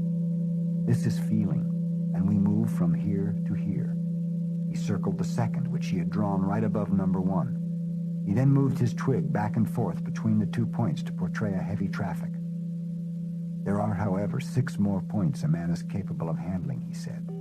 "Most men know nothing about them." He placed his twig between points 1 and 2 and pecked on the ground with it. "To move between these 2 points, you call understanding. You've been doing that all your life. If you say you understand my knowledge, you have done nothing new." He then joined some of the 8 points to the others with lines. The result was a long trapezoid figure that had 8 centers of uneven radiation. "Each of these 6 remaining points is a world. Just like feeling and understanding are 2 worlds for you," he said. "Why 8 points? Why not an infinite number as in a circle?" I asked. I drew a circle on the ground. Don Juan smiled. "As far as I know, there are only 8 points a man is capable of handling. Perhaps men cannot go beyond that." And I said handling, not understanding. Did you get that? His tone was so funny I laughed. He was imitating, or rather mocking, my insistence on the exact usage of words. "Your problem is that you want to understand everything, and that is not possible. If you insist on understanding, you're not considering your entire lot as a human being. Your stumbling block is intact. Therefore, you have done almost nothing in all these years. You have been shaken out of your total slumber, true, but that could have been accomplished anyway by other circumstances." After a pause, Don Juan told me to get up because we were going to the water canyon. As we were getting into my car, Don Gennaro came out from behind the house and joined us. I drove part of the way, and then we walked into a deep ravine. Don Juan picked a place to rest in the shade of a large tree. "You mentioned once," Don Juan began, "that a friend of yours had said when the 2 of you saw a leaf falling from the very top of a sycamore, that the same leaf will not fall again from that same sycamore ever in a whole eternity, remember?" I remembered having told him about that incident. "We are at the foot of a large tree," he continued, "and now if we look at that other tree in front of us, we may see a leaf falling from the very top." He signaled me to look. There was a large tree on the other side of the gully. Its leaves were yellowish and dry. He urged me with a movement of his head to keep on looking at the tree. After a few minutes' wait, a leaf cracked loose from the top and began falling to the ground. It hit other leaves and branches 3 times before it landed in the tall underbrush. "Did you see it?" "Yes." "You would say that the same leaf will never again fall from that same tree, true?" "True." "To the best of your understanding, that is true." "That is only to the best of your understanding. Look again." I automatically looked and saw a leaf falling. It actually hit the same leaves and branches as the previous one. It was as if I were looking at an instant television replay. I followed the wavy falling of the leaf until it landed on the ground. I stood up to find out if there were 2 leaves, but the tall underbrush around the tree prevented me from seeing where the leaf had actually landed. Don Juan laughed and told me to sit down. "Look," he said, pointing with his head to the top of the tree. "There goes the same leaf again." I once more saw a leaf falling in exactly the same pattern as the previous two. When it landed, I knew Don Juan was about to signal me again to look at the top of the tree, but before he did, I looked up. The leaf was again falling. "I don't understand how you're making me see a repetition of what I had seen before. What did you do to me, Don Juan?" "You're chained," Don Juan explained. "You're chained to your reason. There's nothing to understand. Understanding is only a very small affair. So very small," he said. At that point, Don Gennaro stood up. He gave a quick glance to Don Juan. Their eyes met, and Don Juan looked at the ground in front of him. Don Gennaro stood in front of me and began swinging his arms at his side, back and forth, in unison. "Look, little Carlos," he said. "Look, look!" He made an extraordinarily sharp, swishing sound. It was the sound of something ripping. At the precise instant the sound happened, I felt a sensation of vacuity in my lower abdomen. It was the terribly anguishing sensation of falling, not painful, but rather unpleasant and consuming. It lasted a few seconds, and then it subsided, leaving a strange itch in my knees. But while the sensation had lasted, I experienced another unbelievable phenomenon. I saw Don Gennaro on top of some mountains that were perhaps 10 miles away. The perception lasted only a few seconds, and it happened so unexpectedly that I did not have time really to examine it. I cannot recall whether I saw a man-sized figure standing on top of the mountains or a reduced image of Don Gennaro. I cannot even recall whether or not it was Don Gennaro. Yet at that moment I was certain beyond any doubt that I was seeing him standing on top of the mountains. However, the moment I thought that I could not possibly see a man 10 miles away, the perception vanished. I turned around to look for Don Gennaro, but he was not there. The bafflement I experienced was as unique as everything else was happening to me. My mind buckled under the strain. I felt utterly disoriented. Don Juan stood up and made me cover the lower part of my abdomen with my hands and press my legs tightly against my body in a squat position. We sat in silence for a while, and then he said that he was truly going to refrain from explaining anything to me, because only by acting can one become a sorcerer. He recommended that I leave immediately, otherwise Don Gennaro would probably kill me in his effort to help me. "You are going to change directions," he said, "and you'll break your chains." He said that there was nothing to understand about his or about Don Gennaro's actions, and that sorcerers were quite capable of performing extraordinary feats. "Gennaro and I are acting from here," he said, and pointed to one of the centers of radiation in his diagram. "And it is not the center of understanding, yet you know what it is." I wanted to say that I did not really know what he was talking about, but he did not give me time and stood up and signaled me to follow him. When we were getting inside the car, I looked around for Don Gennaro. "Where is he?" I asked. "You know where he is," Don Juan snapped at me. Before I left, I sat down with him as I always do. I had an overwhelming urge to ask for explanations. As Don Juan says, explanations are truly my indulgence. "Where's Don Gennaro?" I asked cautiously. "You know where," he said. "No," I protested. "No, I didn't know that." I was truthful at that. My mind refused to intake that sort of stimuli as being real, and yet after 10 years of apprenticeship with Don Juan, my mind could no longer uphold my old ordinary criteria of what is real. However, all the speculations I had thus far engendered about the nature of reality had been mere intellectual manipulations. The proof was that under the pressure of Don Juan and Don Gennaro's acts, my mind had entered into an impasse. Don Juan looked at me, and there was such sadness in his eyes that I began to weep. Tears fell freely. For the first time in my life, I felt the encumbering weight of my reason. An indescribable anguish overtook me. I wailed involuntarily and embraced him. He gave me a quick blow with his knuckles on the top of my head. I felt it like a ripple down my spine. It had a sobering effect. "You indulged too much," he said softly. Don Juan slowly walked around me. He seemed to be deliberating whether or not to say something to me. Twice he stopped and seemed to change his mind. "Whether or not you return is thoroughly unimportant," he finally said. "However, you now have the need to live like a warrior. You have always known that. Now you're simply in the position of having to make use of something you disregarded before. But you had to struggle for this knowledge. It wasn't just given to you. It wasn't just handed down to you. You had to beat it out of yourself. Yet you're still a luminous being. You're still going to die like everyone else. I once told you that there's nothing to change in a luminous being." He was quiet for a moment. I knew he was looking at me, but I avoided his eyes. "Nothing has really changed in you," he said.